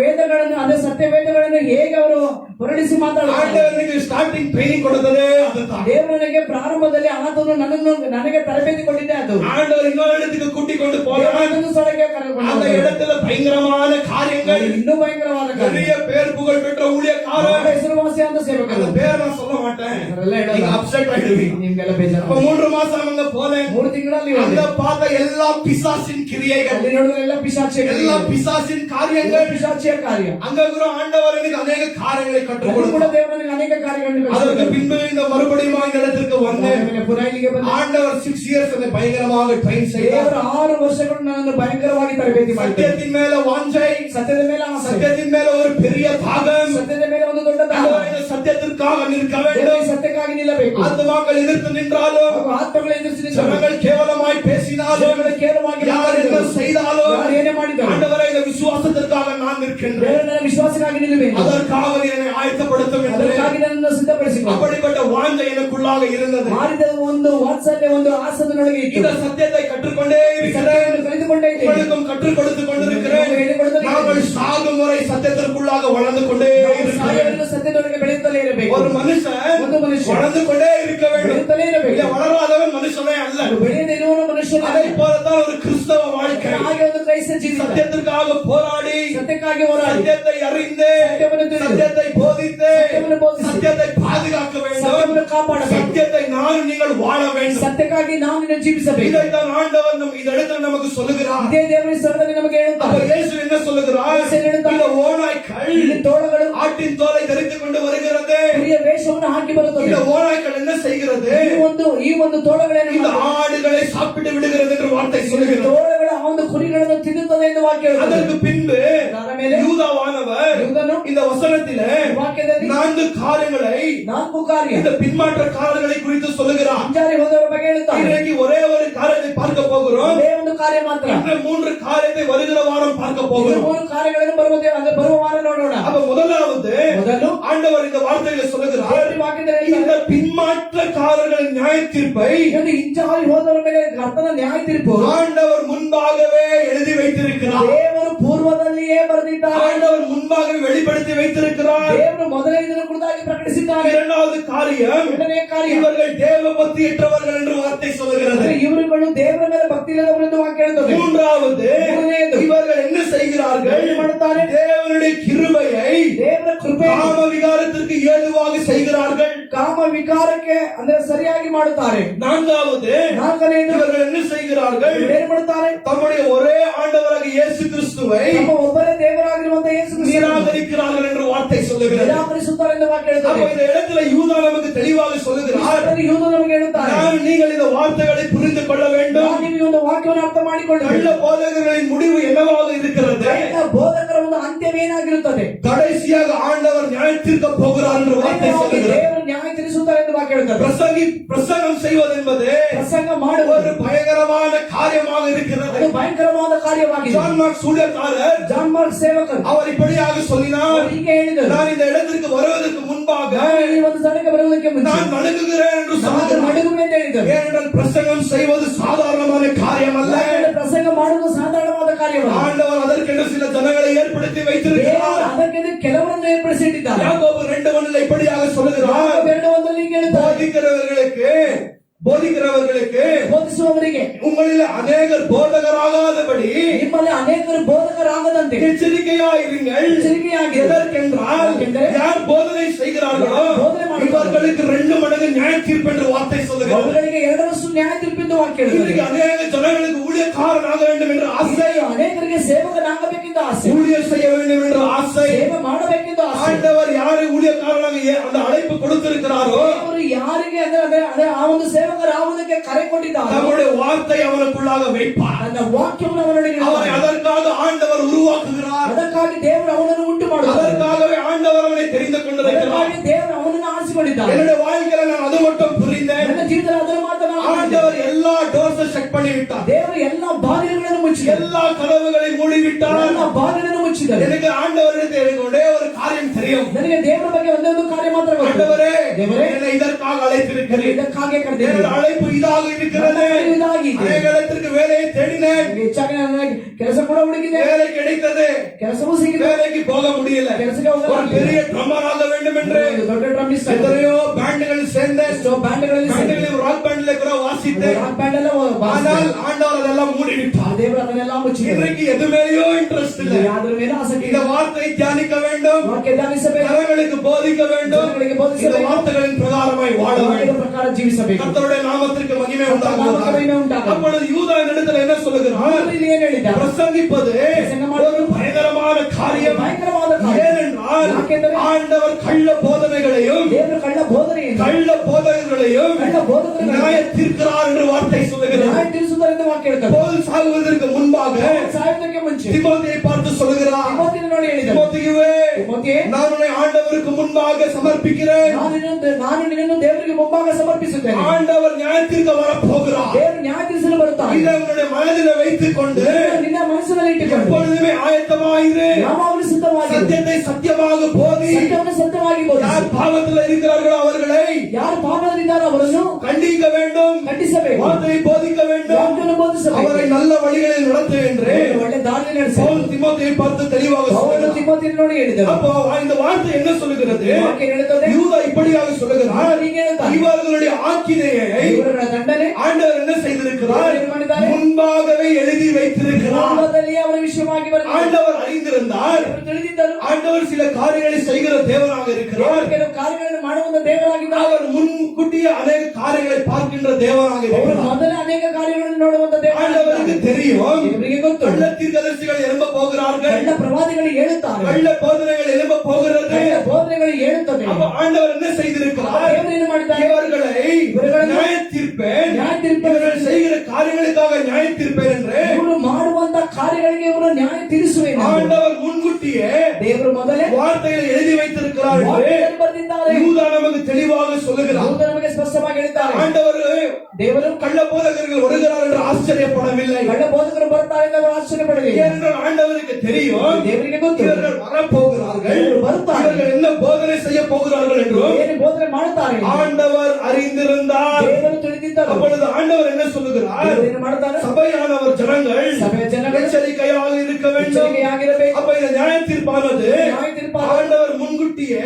ದೇವರು ಮೊದಲೇ வார்த்தையை எழுதி வைத்திருக்கிறார். ವಾಕ್ಯದಲ್ಲಿ ಬರೆದಿದ್ದಾರೆ. நீங்கள் யூதா 14:17 வாசித்தீர்கள் என்றால் 14:15 ಓದಿದ್ದಾರೆ. அந்த வார்த்தையில் இப்படியாக இருக்கிறது. ಹೀಗಿದೆ. ஆண்டவர் தேவரும் ஏனோக்கின் மூலமாய் ಇವ ಹನೋಕನ ಮೂಲಕ இவர்களை நியாய தீர்க்க போகிறேன் என்று ಇವರನ್ನು ನ್ಯಾಯ ತೀರಿಸುವೆ ಎಂದು ஏனோக்கின் வேதாகமத்திலே ஆண்டவர் எழுதி வைத்திருந்தார். ಹನೋಕನು ಬರೆದಂತ ಆ ಒಂದು ಗ್ರಂಥದಲ್ಲಿ ಬರೆಯಲ್ಪಟ್ಟಿದೆ. ஆண்டவர் ஏனோக்குக்கு வெளிப்படுத்தியிருந்தார். ದೇವರು ಹನೋಕನಿಗೆ ಪ್ರಕಟಿಸಿದ್ದಾರೆ. கள்ள தீர்க்கதரிசிகள் வரப்போகிறார்கள், ಪ್ರವಾದಿಗಳು ಬರ್ತಾರೆ, இவர்களை நான் நியாய தீர்க்க போகிறேன், ಇವರನ್ನು ನ್ಯಾಯ ತೀರಿಸುವೆ, இவர்களுடைய முடிவு நரகம் என்று ಅಂತ್ಯ ನರಕ ஆண்டவர் ஏனோக்குக்கு சொல்லியிருந்தார். ದೇವರು ಹನೋಕನಿಗೆ அது ಹೇಳಿದರು. மட்டுமல்ல, அது மாத்திரமಲ್ಲ, அநேக விதமான தீர்க்கதரிசிகளும் இந்த வார்த்தைகளை சொல்லியிருந்தார்கள். ಅನೇಕ ವಿಧವಾದ ಪ್ರವಾದಿಗಳು ಈ ಒಂದು ವಾಕ್ಯವನ್ನು ಹೇಳಿದ್ದರು. அப்ப இந்த பூர்வம் என்பது எதை குறித்து பேசுகிறது? ಪೂರ್ವ ಎನ್ನುವುದು ಯಾವುದರ ಕುರಿತಾಗಿ ಹೇಳಿದರು? பழைய ஏற்பாடிலே ஆண்டவர் தீர்க்கதரிசிகளின் மூலமாய் ದೇವರ ಪ್ರವಾದಿಗಳ ಮೂಲಕ ஆதாமிலிருந்து வந்த 7வது மனுஷன் ஏனோக்கின் மூலமாய் ಆದಾಮನ ಮೂಲಕವಾಗಿ ಬಂದಂತ 7ನೇ ಒಂದು ತಲೆಯವನಾದ ಹನೋಕನ ಮೂಲಕ ஆண்டவர் இந்த காரியங்களை பேசி வைத்திருக்கிறார். ದೇವರು ಈ ಒಂದು ಕಾರ್ಯಗಳನ್ನು ಮಾತಾಡಿ ಇಟ್ಟಿದ್ದರು. அப்ப ஆண்டவர் என்ன சொல்லுகிறார்? ದೇವರು ಏನು ಹೇಳ್ತಾರೆ? ஆண்டவர் இந்த கள்ள தீர்க்கதரிசிகளை, ದೇವರು ಒಂದು ಕಳ್ಳ கள்ள ಪ್ರವಾದಿಗಳು, ஊழியக்காரரை ಕಳ್ಳ ಬೋಧಕರನ್ನು நியாய தீர்க்க போகிறார். ನ್ಯಾಯ ತೀರಿಸುತ್ತಾರೆ. அவர் வாழுகிற வாழ்க்கைகளுக்கு ಅವರು பார்த்து ಜೀವಿಸುವಂತ ಒಂದು ಜೀವಿಸುವ ஆண்டவர் நியாய தீர்க்க போகிறார். ನ್ಯಾಯ ತೀರಿಸುತ್ತಾರೆ. அவர் செய்கிற கள்ள போதனைகளுக்கு